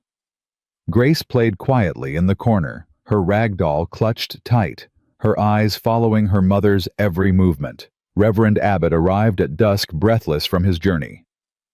"I got word to the Caldwell Ranch before I heard about Wade. Nathan's bringing men. They should be here by morning." By morning might be too late. Clara, the old minister took her hands in his. Have faith. I'm trying. Her voice cracked. But Samuel is out there, and Wade wants him dead, and I can't do anything except wait. Waiting is its own form of courage. Waiting is torture. Abbott had no response to that. Some truths were too raw for comfort. Night fell. The town gathered in Clara's shop, too wired with tension to sleep, too afraid to be alone. They lit candles against the darkness and spoke in hushed voices about what Wade might do, what the future might hold, whether they had made the right choice in standing against him. Around midnight, the sound of hoofbeats made everyone freeze. Clara was at the window before anyone else could move. A single rider approached, moving fast, pushing his horse hard. Too small to be Wade. Too small to be any of the men who had ridden out. Her heart stopped. Samuel. She was out the door before anyone could stop her, running toward the approaching rider, her skirt tangling around her legs, her breath coming in desperate gasps. Samuel! Samuel! The horse pulled up and her son slid from the saddle into her arms. He was shaking, his face streaked with tears and dirt, but he was alive. Alive and whole, and here. Mama! His voice broke on the word. Mama, I'm sorry. Sorry, baby. What are you sorry for? Clara pulled back, searching his face for injuries. Are you hurt? Where's Edgar? He made me go back. Samuel's words tumbled out between sobs. Wade's men caught up to us at Miller's Creek. 6 of them, maybe more. Edgar said I had to run, had to get back and warn everyone. He said he'd hold them off. Clara's blood turned to ice. Edgar stayed behind. He had a pistol. He told me to take the satchel and ride. Samuel reached into his coat and pulled out the leather bag containing the documents. I didn't want to leave him, Mama. I didn't want to, but he pushed me onto my horse and slapped its flank, and I couldn't stop. Shh. Clara pulled him close, feeling his small body shake with guilt and fear. You did the right thing. You did exactly what you had to do. But Edgar made his choice, a brave choice. Clara's throat tightened. Whatever happens, that's not on you. Thomas appeared in the doorway, leaning heavily on the frame, his face gray with exhaustion, but his eyes alert. The documents... safe. Samuel held up the satchel. All of them. Edgar's ledgers, too. Then it wasn't for nothing. Thomas met Clara's eyes over Samuel's head. Whatever happened to Edgar, it wasn't for nothing. Clara nodded, but the weight of it pressed down on her. Edgar Wade, barely more than a boy himself, had sacrificed everything to make up for his father's sins, had possibly died doing it. We need to get these to Millbrook. Thomas took the satchel from Samuel with hands that trembled slightly. If Edgar bought us time, we can't waste it. I'll go. John Peterson stepped forward. He had returned an hour earlier, having lost Wade's trail in the darkness. My horse is rested. I can make Millbrook by dawn if I ride hard. Wade's men are still out there. Then I'll go around them. Peterson's jaw set with determination. That boy died to get these papers out. I won't let that be for nothing. He mounted up and was gone before anyone could argue, disappearing into the night with the documents that could bring down an empire. Clara stood in the street, her son in her arms, watching until the hoofbeats faded to silence. Behind her, Thomas had sunk onto the porch steps, his body finally giving out. Come inside, she told Samuel. You need to rest. I can't sleep, Mama. Every time I close my eyes, I see Edgar's face. I know. Clara guided him toward the door. But you're safe now. That's what matters. Samuel stopped pulling back to look up at her. Is that what matters? What do you mean? Edgar said something before he made me go. He said that being safe didn't mean anything if you couldn't live with yourself. Samuel's young face was too old, too knowing. He said his father taught him that by accident, that Wade spent his whole life making himself safe, and now he was the loneliest person in the valley. Clara had no answer for that. Some wisdom came too early, and there was no protecting children from the truths they stumbled upon. "Let's get you inside. We can talk more in the morning." But Samuel wasn't finished. "Mama, do you think Edgar's dead?" The question hung between them, heavy and terrible. "I don't know, baby. I hope not." "Me too." Samuel's voice was barely a whisper. "He was nice to me, even before all this when nobody else was. He used to save me the good candy, the kind his father imported from back east. I remember. You told me. I never told him thank you. Not properly." Samuel's eyes glistened. "I should have told him." Clara knelt down, taking her son's face in her hands. "If he's alive, you'll get the chance. And if he's not—" Her voice caught. "If he's not, then you carry that gratitude with you. You become the kind of person who deserves what he did for you." "How do I do that?" "By being brave. By helping others, even when it costs you. By standing up for what's right, even when everyone else stays silent." Samuel nodded slowly, processing this with the solemnity of someone much older. "Like you did," he said, "when you saved Thomas. Like we all did. Today. Together." They went inside, Clara supporting her exhausted son Thomas, struggling to his feet to follow them. The shop was crowded with people who should have been home in their own beds, but had stayed because community meant something again. Because one woman's choice to save a stranger had reminded them who they wanted to be. The night wore on. Samuel fell asleep on a pile of blankets by the stove, Grace curled beside him, their hands intertwined, even in dreams. The adults kept vigil in shifts, watching the windows, waiting for news, waiting for dawn. Thomas sat beside Clara on the narrow bench by the door, close enough that their shoulders touched. "You should sleep." "So should you." "Fair point." He was quiet for a moment. "Samuel's an extraordinary boy. He's too young for any of this." "Maybe, but he rose to meet it anyway. That says something about how he was raised." Clara felt tears prick her eyes. The endless exhaustion, the fear, the guilt of putting her children in danger, it all pressed down on her at once. "I keep thinking about William," she whispered. "About what he would say if he could see this. His children running from gunmen, his wife harboring strangers, his shop turned into a fortress. What do you think he'd say?" Clara considered the question. William, with his gentle hands and tired eyes. William, who had worked himself to death for a dream of something better. William, who had loved her with everything he had and left her with nothing but memories and debts. "I think he'd be proud." The word surprised her. "He always said I was stronger than I knew. I never believed him. Maybe he was right." He was definitely right. They sat in silence after that, watching the darkness through the window, waiting for the light. At some point, Clara's head dropped onto Thomas's shoulder. She didn't pull away. Neither did he. When dawn finally broke, it brought with it the sound of many hoofbeats. Clara was on her feet immediately, her hand finding the rifle she'd kept close all night. Thomas rose beside her, swaying slightly, his face pale but determined. Through the window they could see riders approaching. Not 6 like Wade's men. Not a dozen like Nathan's expected reinforcement. 30 at least. Maybe more. "Who?" Clara began. The lead rider came into focus, and Thomas made a sound that might have been a laugh or a sob. "Nathan!" He stumbled toward the door. "That's Nathan. And half my ranch hands. And—" He stopped, squinting.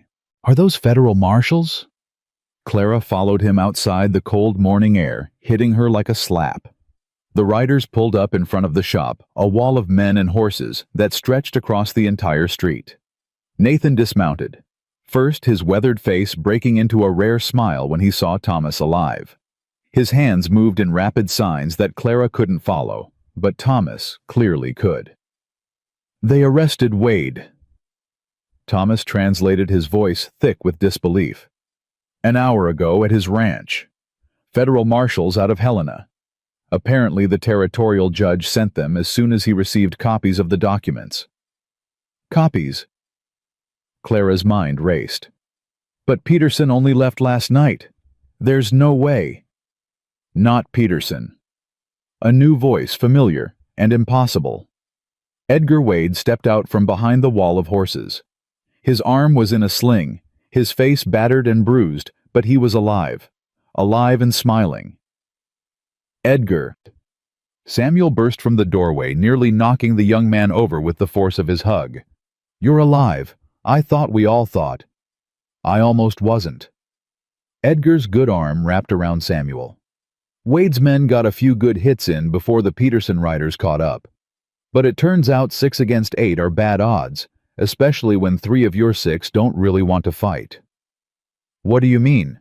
My father's men. Edgar's smile faded. Some of them have been looking for a way out for years. They just needed an excuse. When Peterson's group showed up, half of Wade's men threw down their guns and surrendered. And the documents? I had copies made before we left Redstone, sent them with a different rider, one who took the main road while Samuel and I took the back trails. Edgar shrugged, wincing at the movement. If my father taught me anything, it's to always have a backup plan. Clara stared at this young man who had thought 3 steps ahead, who had risked his life to undo his father's evil, who had protected her son with cleverness as much as courage. Thank you. The words felt inadequate. Thank you for everything. Don't thank me yet. Edgar's expression grew serious. My father's arrested, but he has money influence. The trial could take months, and he'll do everything he can to destroy the people who brought him down. Let him try. Thomas's voice was stronger than it had been in days. He's already lost. The documents are public. The evidence is damning. And this town... He gestured at the people who had gathered in the street, who had risked everything to stand against Wade. This town isn't afraid of him anymore. Harriet Crenshaw stepped forward, shotgun still in hand, but pointed at the ground now. Mr. Caldwell's right.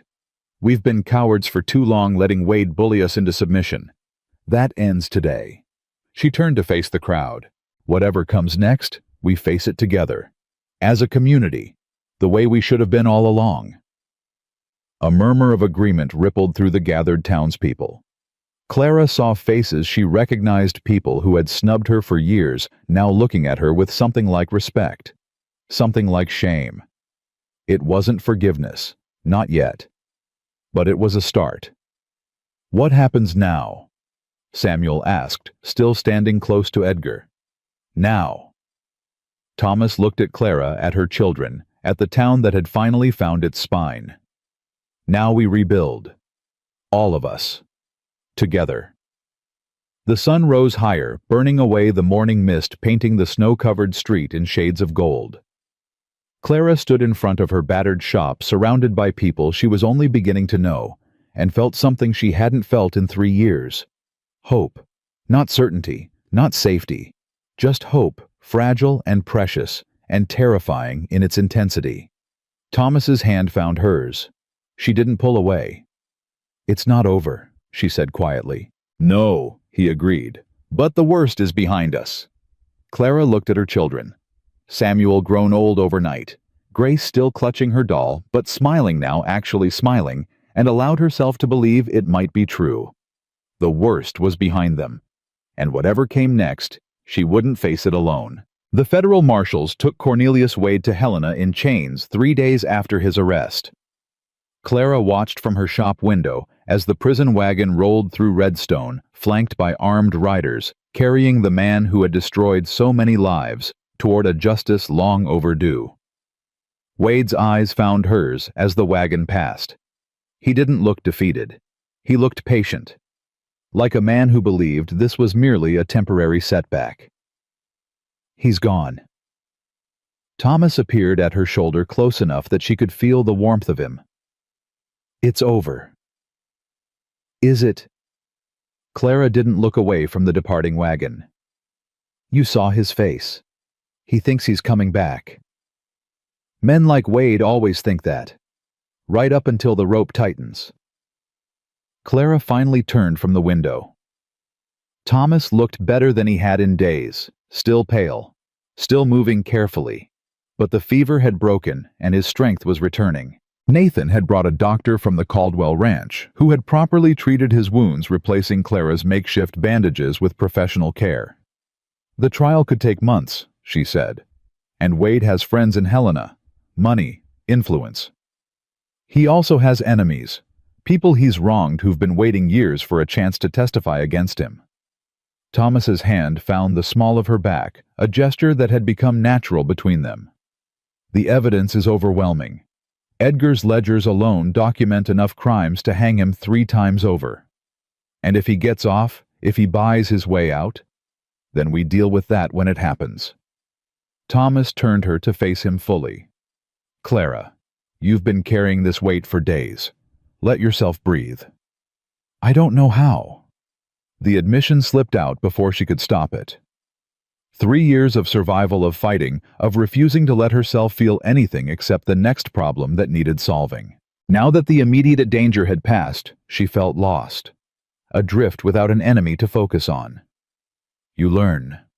Thomas's voice was gentle. Day by day you remember what it feels like to not be afraid every waking moment. It takes time. Is that how it was for you?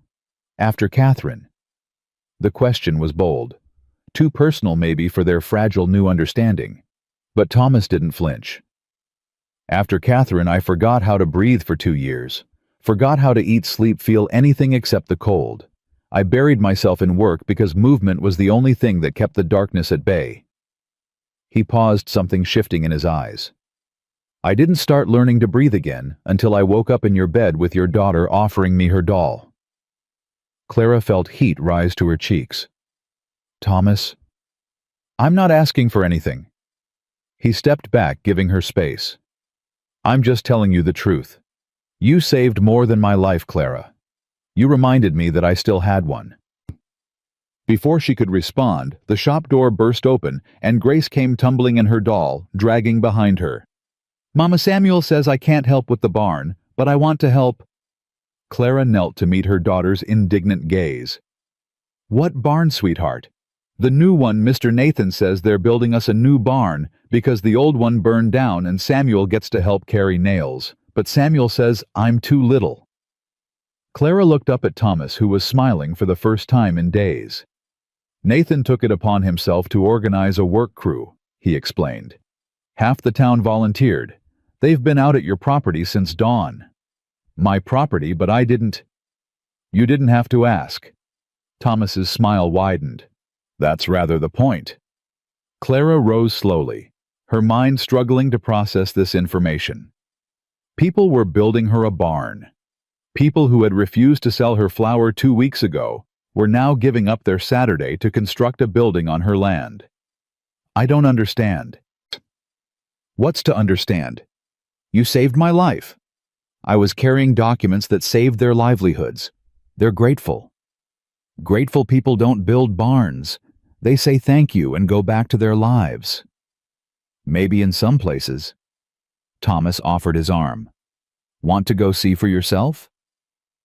They walked to the Thornton property together, Grace skipping ahead, Thomas moving slowly but steadily. The morning was cold but clear, the kind of winter day that promised spring wasn't far behind. Clara heard the worksite before she saw it. Hammers ringing against wood. Men shouting instructions. The general organized chaos of a community project. She crested the small rise that marked the edge of her land and stopped dead. There were at least 30 people there. Men raising walls, women preparing food over open fires, children running errands and getting underfoot. The skeleton of a barn, larger than her old one, was already taking shape where the charred remains had stood just days ago. Mama, look, Grace pointed. There's Mrs. Crenshaw. Harriet Crenshaw was indeed there, directing traffic with the same imperious manner she used to manage her general store. When she saw Clara approaching, she handed her clipboard to a younger woman and walked over. Mrs. Thornton, I was wondering when you'd show up. Mrs. Crenshaw. Clara struggled to find words. I don't know what to say. Then don't say anything. Just accept it." Harriet's voice was gruff, but her eyes were kind. "Lord knows you've earned it." "I haven't earned anything. You saved a man's life when any sane person would have left him to freeze. You stood up to Wade when the rest of us were too scared to look him in the eye. You raised 2 children alone in a town that treated you like dirt." Harriet's jaw tightened. "If that doesn't earn a new barn, I don't know what does." Clara felt tears threaten and blinked them back furiously. She would not cry in front of Harriet Crenshaw. She would not. "The food's over there." Harriet continued, apparently deciding the emotional moment had lasted long enough. "Make yourself useful if you can't sit still. God knows we have enough men standing around pretending to work." She strode off, barking orders at a group of teenagers who were supposed to be carrying lumber. "She likes you," Thomas observed. "She has a strange way of showing it." "Most people do." His hand found hers. "Come on, let's see how your barn is progressing." They walked through the worksite together, and Clara experienced something she hadn't felt in years: belonging. People greeted her by name, men tipped their hats, women smiled and asked after the children. It was as if her 3 years of exile had been erased overnight. Samuel found them near the water pump, his face flushed with exertion and pride. "Mama, did you see I helped with the foundation this morning? Mr. Peterson said I'm a natural with a hammer." "Did he now?" Clara pulled her son into a hug, breathing in the smell of sawdust and sweat. "I'm proud of you." "Mr. Peterson says the barn should be done by next week if the weather holds. And Mr. Nathan says—" Samuel stopped, his expression suddenly uncertain. "Mr. Nathan says we might need a bigger barn if you and Mr. Thomas get married." Clara's face went scarlet. Thomas made a choking sound that might have been a laugh. "Samuel James Thornton, that is not an appropriate thing to say. Why not everyone's talking about it?" Samuel's confusion was genuine. Jimmy Tate's mama told Mrs. Henderson that it was only a matter of time before the widow Thornton became Mrs. Caldwell, and Mrs. Henderson said, "I don't need to hear what Mrs. Henderson said." Clara's voice was strangled. "Go help with the lumber, now!" Samuel shrugged and ran off, completely unaware of the chaos he'd left behind. Thomas cleared his throat. "So, that's what people are saying." "Apparently." "How do you feel about it?" Clara turned to face him, this man who had crashed into her life and turned everything upside down. He stood there in borrowed clothes, still too thin, still healing, but looking at her with an intensity that made her breath catch. "It's been less than 2 weeks since I pulled you out of the snow." "I know. 2 weeks isn't enough time to—" She stopped, frustrated. "I don't even know your favorite color." "Blue." Thomas's lips twitched. "Like your eyes when you're angry, which is most of the time." "I'm not angry." "You're a little angry." Clara felt her mouth curve into an unwilling smile. "Maybe a little. For what it's worth, I'm not asking you to marry me. Not yet." Thomas stepped closer, his voice dropping. "But I'm not going to pretend I haven't thought about it, haven't imagined what it might be like to wake up with you beside me, to watch Samuel and Grace grow up, to build something together instead of just surviving alone. You don't even know me. I know you saved my life when it would have been easier to let me die.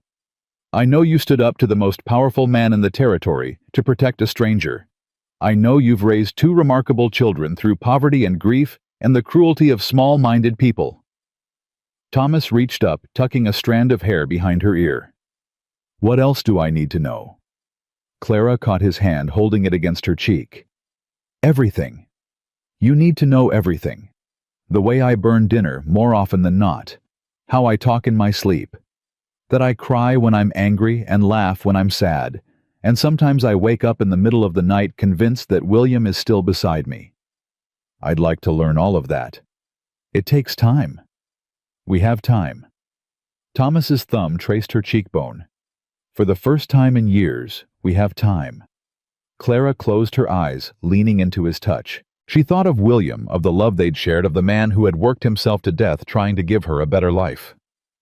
She thought of the 3 years since, of the loneliness and the struggle and the moments when she'd wanted nothing more than to lie down and not get up again. "I'm not ready," she whispered. "I know. But I might be. Someday. Then I'll wait." Thomas pressed a kiss to her forehead, gentle and undemanding. "However long it takes." They stood there for a moment, two people who had found each other in the wreckage of their lives, not rushing toward anything, but not running away either. Just standing. Together. "Mama!" Grace's voice shattered the moment.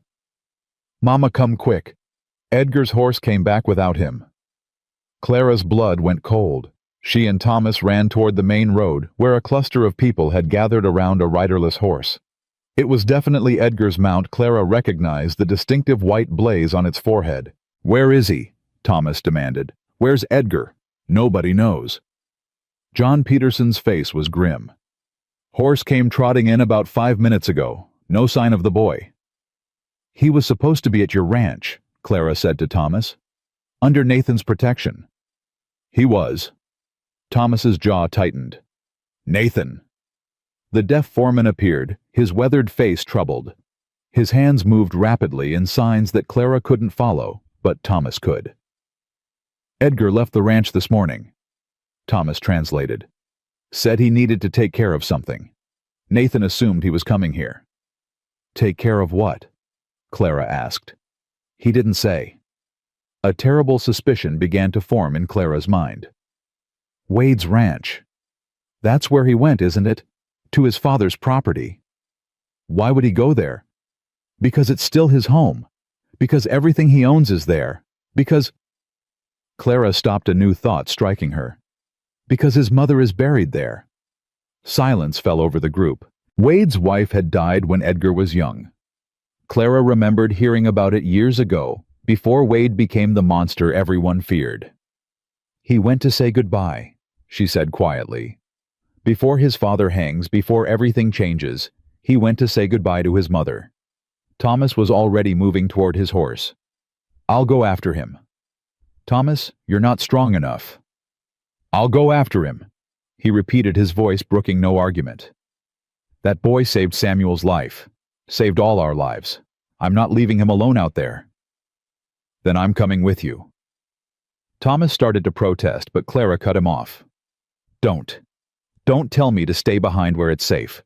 I'm done being safe while other people fight my battles." She turned to Harriet. "Mrs. Crenshaw, can you watch the children?" Harriet nodded, her face grim. "Go. We'll hold things down here." Clara kissed Grace quickly, hugged Samuel, and mounted up beside Thomas. They rode out together, pushing their horses hard toward the Wade property, neither speaking, but both knowing that something was wrong. That Edgar wouldn't have let his horse go unless he couldn't stop it, unless someone had stopped him. They found him in the Wade family cemetery, kneeling beside his mother's grave. He wasn't alone. 3 men stood around him in a loose circle, guns drawn. Clara recognized them from the night Wade had stormed her shop, men who had been loyal to Cornelius Wade, who had fled before the federal marshals arrived, who apparently had scores to settle with the son who had betrayed their employer. "Stop right there." One of the men spun toward Clara and Thomas, his pistol rising. "Come any closer and the boy dies." Thomas reined his horse to a halt, his hand hovering near his own weapon. "Easy. Nobody needs to die here. Tell that to Mr. Wade. He's going to hang because of this little traitor." The man spat on the ground near Edgar's knees. "Least we can do is make sure the bloodline ends with him." Edgar looked up. His face was bruised, they'd beaten him already, but his eyes were calm. Too calm, Clara thought. The eyes of someone who had accepted what was coming. "Let them go," Edgar said quietly. "Mrs. Thornton and Mr. Caldwell have nothing to do with this. This is between me and my father's men." "Shut up!" The lead gunman backhanded Edgar across the face, sending him sprawling. "You don't get to make demands, boy. You sold out your own blood." My blood sold out everyone in this valley decades ago. Edgar pushed himself back up, blood dripping from a split lip. I'm just trying to even the scales. Clara dismounted before Thomas could stop her. She walked toward the group, slowly, hands raised, heart hammering against her ribs. Mrs. Thornton, what are you doing? The lead gunman tracked her with his pistol. I said stop. I'm not armed. Clara kept her voice steady. And I'm not leaving without Edgar. Then you're not leaving. Then shoot me. Clara stopped 5 feet from the nearest gunman, close enough to see the uncertainty in his eyes. Shoot an unarmed woman in front of witnesses. Add murder to your list of crimes. Give the federal marshals another reason to hunt you down. They're already hunting us. For assault. For conspiracy. For working with Wade. Clara's chin lifted. Murder is different. Murder means you hang too. Is that what you want? To die alongside the man you served? The gunman wavered. Behind him, Clara saw Edgar's eyes widen. He was trying to signal something, but she couldn't read what. You should listen to her. Thomas had dismounted too, was approaching from the other side. Wade's finished. The evidence against him is overwhelming. Your only chance is to disappear, start new lives somewhere far from here. You can't do that with murder charges following you. And if we let the boy go, what then? Then you ride away. Right now. No one follows you. Thomas's voice was calm, reasonable. Edgar won't press charges for the beating. Will you, Edgar? No. Edgar's voice was hoarse. Let me bury my mother in peace, and we're done. The 3 men exchanged glances. Clara could see them calculating, weighing their options. Violence or escape? Revenge or survival? How do we know you won't send the marshals after us? You don't. Clara met the lead gunman's eyes. But I give you my word. The same word I gave when I pulled Thomas Caldwell out of the snow. The same word I've kept to my children every day since their father died. Something shifted in the man's expression. Not trust exactly, but recognition. The acknowledgement of a person whose promises meant something. Fine. He holstered his pistol. We're done here. They mounted their horses and rode away without another word, disappearing into the tree line like ghosts. Clara waited until she couldn't hear hoofbeats anymore before letting herself breathe. Edgar. She knelt beside him, helping him sit up. Are you hurt? Besides the obvious? Nothing permanent. Edgar touched his split lip, wincing. Stupid of me to come alone. I knew they might be watching the property. Why did you?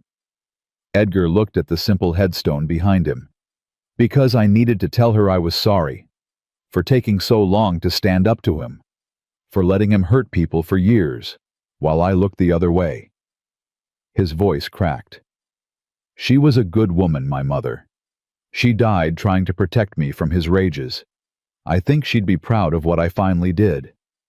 I wanted her to know. Clara thought of William. Of all the things she'd wanted to tell him after he died. All the words that came too late. She knows, Clara said softly. Wherever she is, she knows. Edgar nodded, tears cutting tracks through the dirt on his face. Mr. Caldwell, Mrs. Thornton, I don't know how to thank you for coming after me, for everything. You don't need to thank us. Thomas helped the young man to his feet. You're part of this now, part of the community you helped save. That means we look out for each other. I betrayed my own father. You stood against evil. There's a difference. Clara touched Edgar's shoulder. Your father made his choices. You made yours. Don't let his sins define you. They helped Edgar mount behind Thomas. His own horse was somewhere nearby, probably grazing, and rode back toward Redstone. The sun was setting by the time they reached the worksite, painting the skeleton of Clara's new barn in shades of gold and rose. Samuel came running the moment he saw them. Edgar, you're okay. The boy threw his arms around Edgar the moment he dismounted, nearly knocking him over. I was so scared when your horse came back without you. I'm fine. Edgar ruffled Samuel's hair with genuine affection. Just had some unfinished business to take care of. Grown-up business. The worst kind. Samuel nodded seriously, as if this made perfect sense. That night after the workers had gone home, and the children were asleep, Clara sat on her porch with Thomas. They didn't speak for a long time, just watched the stars emerge one by one in the darkening sky. "You were brave today," Thomas finally said. "I was terrified." "That's what brave means. Being terrified and doing it anyway." Clara leaned her head against his shoulder, too tired to maintain propriety, too grateful for his warmth to care what anyone might think. What happens now? Wade's trial, rebuilding, figuring out what comes next. Thomas's arm came around her, pulling her closer. "Does that answer your question?" "Not really." "Good. I don't have better answers." He pressed a kiss to her hair. "But we'll figure it out. Together." Clara closed her eyes, breathing in the smell of sawdust and pine, feeling the steady beat of Thomas's heart beneath her cheek. "Together," she echoed. It wasn't a promise. Not yet, but it was a beginning. And for the first time in 3 years, that felt like enough. Spring came to Redstone like a promise kept. The snow melted. The creek behind Clara's property swelled with fresh water, and her new barn stood proud against the clearing sky. 3 months had passed since Thomas Caldwell had nearly died in her alley, and everything had changed. The trial of Cornelius Wade ended on a Tuesday morning in April. Clara learned the verdict from Edgar, who had traveled to Helena to witness his father's judgment and returned looking both relieved and broken. Guilty on all counts. Edgar stood in Clara's shop, hat in hand, his young face aged by the weight of what he'd witnessed. Murder, fraud, conspiracy. The judge sentenced him to hang. Clara set down her sewing and gave him her full attention. "How do you feel?" "I don't know." Edgar's voice was hollow. "He's my father. I wanted justice, not—" He stopped, unable to finish. "Not his death." "Is that wrong? After everything he did?" Clara thought of William, of the slow poison that had stolen him from her while Wade counted his profits. She thought of the Thompson family burned out of their home. She thought of all the people Wade had destroyed in his quest for power. "It's not wrong to mourn the father you wished he had been," she said finally. "That's not the same as mourning the man he was." Edgar nodded, slowly processing this. "He asked about me, before the sentencing, asked the guards if I had come." "Did you see him?" "No." Edgar's jaw tightened. "I couldn't. I thought I could face him, tell him why I did what I did. But when the moment came, I just—" He broke off, shaking his head. "I'm a coward." "You're human." Clara rose and crossed to where he stood. "Edgar, you saved this valley. You gave up everything, your inheritance, your name, your family, to do what was right. That's not cowardice. That's the bravest thing I've ever seen." "Then why do I feel so empty?" "Because doing the right thing doesn't always feel good. Sometimes it just feels necessary." Clara touched his arm gently. "Give yourself time. The emptiness will fade." The shop door opened, and Thomas entered, stomping mud from his boots. He'd been spending most of his time at his own ranch lately, getting his affairs in order, but he rode to Redstone every few days to check on Clara and the children, to check on her if she was being honest. "Edgar." Thomas nodded at the young man. "I heard about the verdict. I'm sorry." "Don't be. He deserved it." Edgar straightened, pulling himself together with visible effort. "I should go. I need to figure out what to do with the estate. The lawyers say most of it will go to paying restitution to the families my father harmed. And you? I'll keep enough to start over somewhere, maybe California." Edgar managed a small smile. "I hear they don't care much about your past out there." "You could stay here," Clara offered. "Build something new in the valley you helped save. Maybe someday, but right now I need distance." Edgar put on his hat. "Mrs. Thornton, Mr. Caldwell, thank you for everything." He left before either of them could respond. A young man carrying the weight of his father's sins on shoulders, too young for such burdens. Clara watched him go, her heart aching for him. "He'll be all right," Thomas said, reading her expression. "He's stronger than he knows." "I hope so." Thomas moved closer, and Clara felt the familiar flutter in her chest that his presence always brought.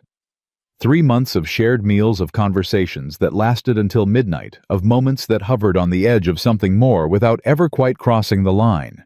She was ready to cross it now. She just didn't know how to say so. "I have something for you."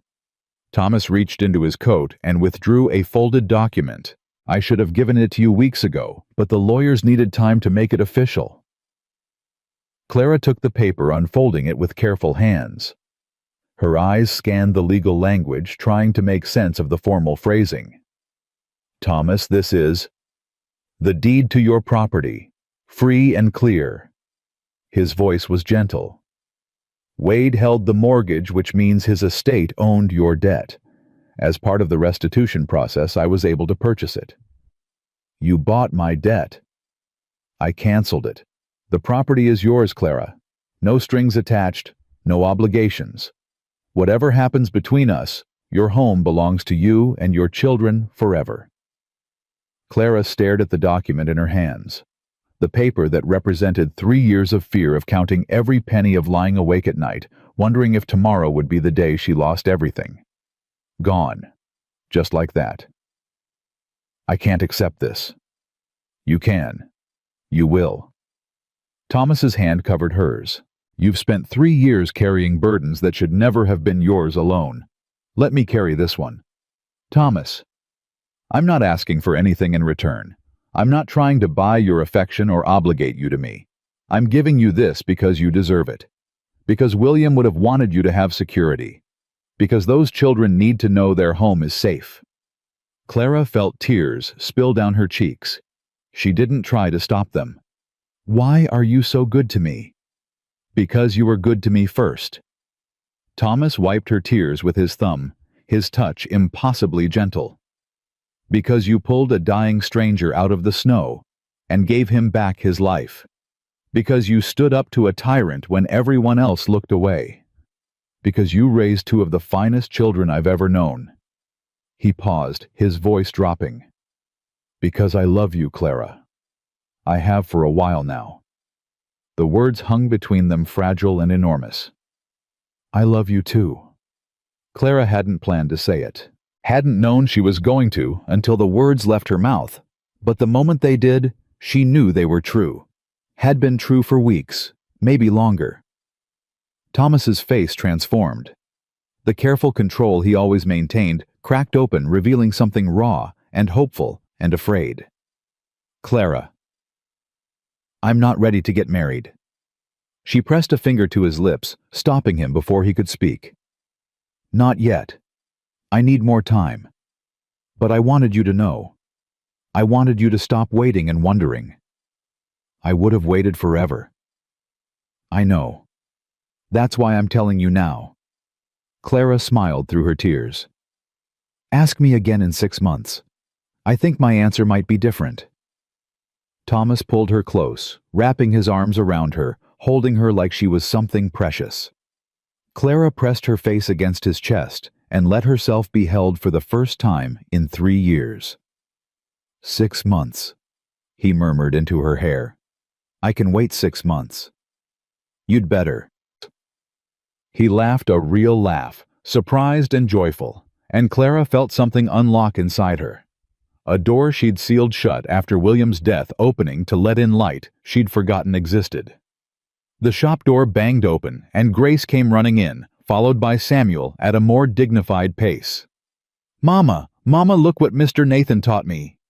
Grace held up a piece of wood carved into a rough approximation of a horse. "I made it myself.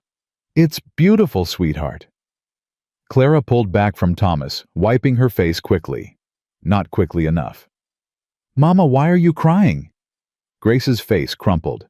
"Did something bad happen?" "No, baby." Clara knelt to meet her daughter's eyes. "Something good happened. Something very good." Grace looked between her mother and Thomas, suspicion dawning in her young face. "Are you going to get married?" Grace Elizabeth Thornton. Clara felt her face flush. That's not we haven't. I told her you would, Samuel said from the doorway. His voice was matter-of-fact, as if discussing the weather. I told her months ago. And how did you know that young man? Because you look at Mr. Thomas the way you used to look at Papa. Samuel's eyes met Clara's, too old for his face. And he looks at you the same way.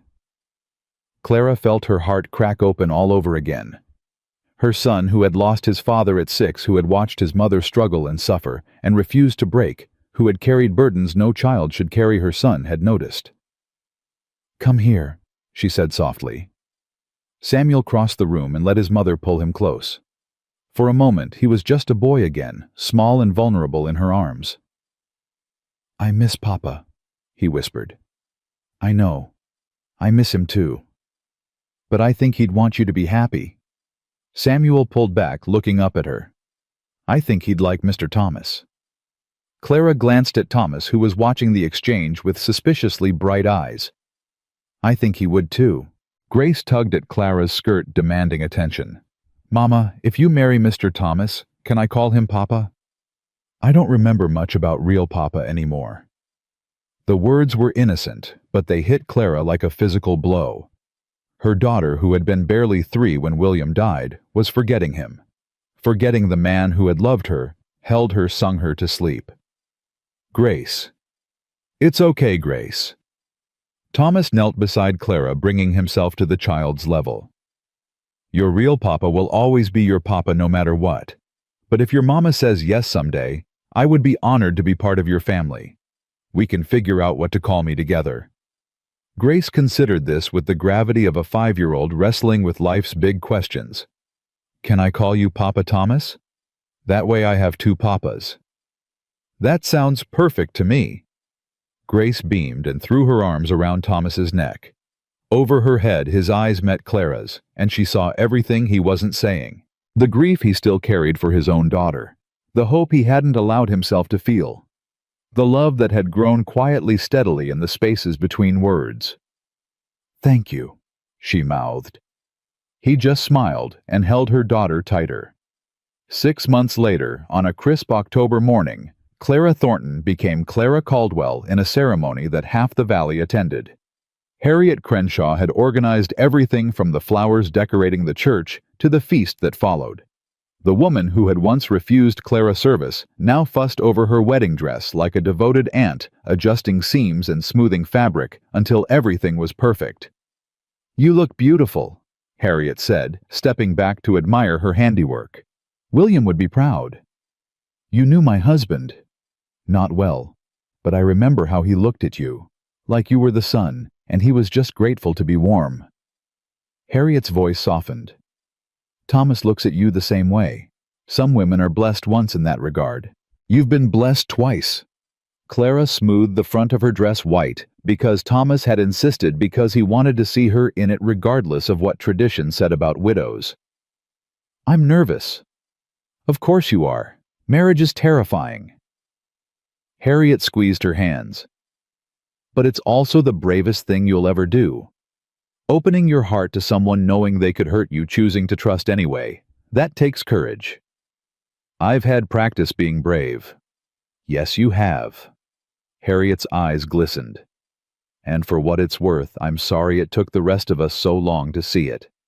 Clara hugged her, the woman who had been her tormentor and had become against all odds her friend. We're ready for you, Mama. Samuel appeared in the doorway, looking uncomfortable but proud in his new suit. At 10 years old, he was already showing signs of the man he would become. Clara saw William in his eyes, in his stubborn jaw, in the way he squared his shoulders against the world. How do I look? Well, beautiful. Samuel offered his arm with exaggerated formality. Papa would say so too. You remember that? I remember everything about Papa. Samuel's voice was steady. I'll remember him forever. But I'm glad Mr. Thomas is here now. He makes you smile again. Clara took her son's arm and let him lead her to the church doors. Grace waited there, clutching a basket of flower petals with fierce concentration. Don't mess up, Grace, Samuel warned. You have one job. I know. Grace stuck her tongue out at her brother. I practiced 100 times. Children. Clara's voice held a smile. Behave. They entered the church together, mother and children walking toward a new future. Clara saw familiar faces in the pews, John Peterson and his wife, Reverend Abbott, in the front row, Nathan standing stoically beside Thomas at the altar. Even Edgar had returned from California for the occasion, looking healthier than when he'd left, the shadows lifting from his eyes. And Thomas. Standing at the altar in a dark suit, his face alight with something that made Clara's breath catch. He looked at her like she was the only person in the room, like she was everything. The ceremony was simple as Clara had wanted. Reverend Abbott spoke of love and loss and second chances, of finding light in darkness and hope in despair, of the courage it took to love again after grief. When the time came for vows, Clara spoke from her heart. Thomas, I came to you broken. 3 years of fighting alone had worn me down to nothing. I didn't believe I could feel anything again, didn't want to, because feeling meant risking pain. She took a shaky breath. You showed me that the risk was worth it. That opening my heart didn't mean losing myself. That I could honor what I had with William while building something new with you. Thomas's eyes were wet, but his voice was steady when he responded. Clara, you saved my life. Not just the night you pulled me from the snow, but every day after. You reminded me that I was still alive, still capable of joy and love and hope. You gave me a family when I thought that possibility had died with Catherine and Lily. He took her hands in his grip warm and sure. I promise to spend the rest of my life being worthy of your courage, of your trust, of the chance you're giving me to love you and your children. Our children, Clara corrected softly. Our children. Reverend Abbott pronounced them married, and Thomas kissed her with a tenderness that made Clara's heart overflow. Behind them, the congregation cheered. Grace threw flower petals in the air, most of them landing on Samuel's head. After the ceremony, after the feast, after they had accepted congratulations from what seemed like every person in the valley, Clara and Thomas stood alone on the porch of her shop, their shop now watching the sun set over the mountains. Mrs. Caldwell. Thomas tested the name like a new flavor. It suits you. Clara Thornton Caldwell, if you don't mind. I'm keeping both names. Wouldn't have it any other way? Inside, they could hear the children laughing with Nathan, who was teaching them some kind of hand signal game. The sound of joy, pure, uncomplicated joy, filled the small space. I keep waiting for something to go wrong, Clara admitted. For this to fall apart somehow. Happiness feels dangerous. I know what you mean. Thomas pulled her closer. After Catherine, I was convinced that loving anything would just lead to losing it. I spent 5 years keeping everyone at arm's length. What changed? A stubborn widow refused to let me die. Thomas kissed her temple, and then refused to let me push her away, and then somehow made me believe that I deserved to be happy again. You do deserve it. We both do. Yes. We do. They stood together in the fading light, two people who had found each other in the wreckage of their lives and built something new from the pieces. Behind them, the past waited with its grief and its regrets. Ahead, the future stretched with its uncertainties and its promises. But in this moment, there was only now. Only this. Clara leaned into her husband's warmth and felt for the first time in years completely whole. 2 years later, Clara stood in the same spot, watching a different sunset. So much had changed that sometimes she barely recognized her own life. The dress shop had expanded into a proper storefront with 3 seamstresses working under Clara's direction. The Caldwell Ranch had merged with the Thornton property, creating a spread that rivaled anything Wade had ever owned. Samuel was 12 now, tall and serious, already helping Thomas with the cattle. Grace was 7, still clutching her worn doll, but increasingly interested in the horses. And in Clara's arms a baby slept, Margaret Rose Caldwell, named for Thomas's first wife, and Clara's mother. 3 months old and already the center of everyone's world. She has your eyes. Thomas appeared beside her, his movements easy, with the confidence of a man who had finally found peace. She has your stubbornness. Fair enough. They watched their daughter sleep, her tiny fist curled around Clara's finger. A new life built from old grief. A hope they hadn't dared to imagine. "Do you ever think about how close we came to missing this?" Clara asked. "If Samuel hadn't found you that day, if I had listened to the people telling me to let you freeze, if we had given up when things got hard." "I think about it every day." Thomas's arm came around her, encompassing both Clara and their daughter in his embrace. "And every day I'm grateful that you were too stubborn to listen." Stubborn. That seems to be the word everyone uses about me. It's a compliment. Clara laughed, a sound that came easily now after years of forgetting how. "Thomas Caldwell, you are a strange man. Strange enough to marry you. Strange enough to love you until my last breath." He kissed her forehead gently. "Strange enough to believe that the best things in life are worth fighting for." Inside the house, Samuel was reading to Grace from one of the books Thomas had ordered from back east. His voice drifted through the open window, patient and steady, teaching his sister the way he'd once been taught. Family, Clara thought. Not the one she'd been born into, not the one she'd built with William, but something new. Something forged in fire and loss, and the stubborn refusal to give up. "Happy?" Thomas asked. Clara looked at her husband, at the baby in her arms, at the home they had created together from the ruins of their separate griefs. She thought of William, who would always have a place in her heart. She thought of Catherine and Lily, whose memories Thomas carried with love instead of pain. She thought of all the roads that had led them here to this moment, to this life they shared. "Yes," she said simply. Finally, completely yes. The sun dipped below the mountains, painting the sky in shades of rose and gold. In the distance, cattle lowed. Closer by, children laughed. And on the porch of their home, Clara Caldwell held her daughter and leaned into her husband's warmth, and knew, with a certainty she had never felt before, that she had found her place.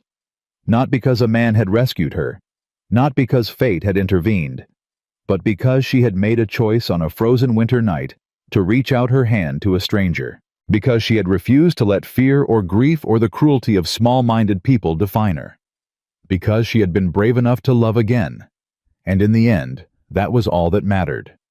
Some stories begin with tragedy and end in sorrow, but others, the best ones, begin with courage and end with joy. This was one of those stories. Clara Thornton Caldwell had saved a dying stranger and lost everything she thought she knew. In return, she had gained a husband who adored her children, who thrived, a community that had learned to stand together, and a future brighter than any she had dared to imagine. She had walked through fire and come out the other side, not unscathed, but unbowed. And that made all the difference.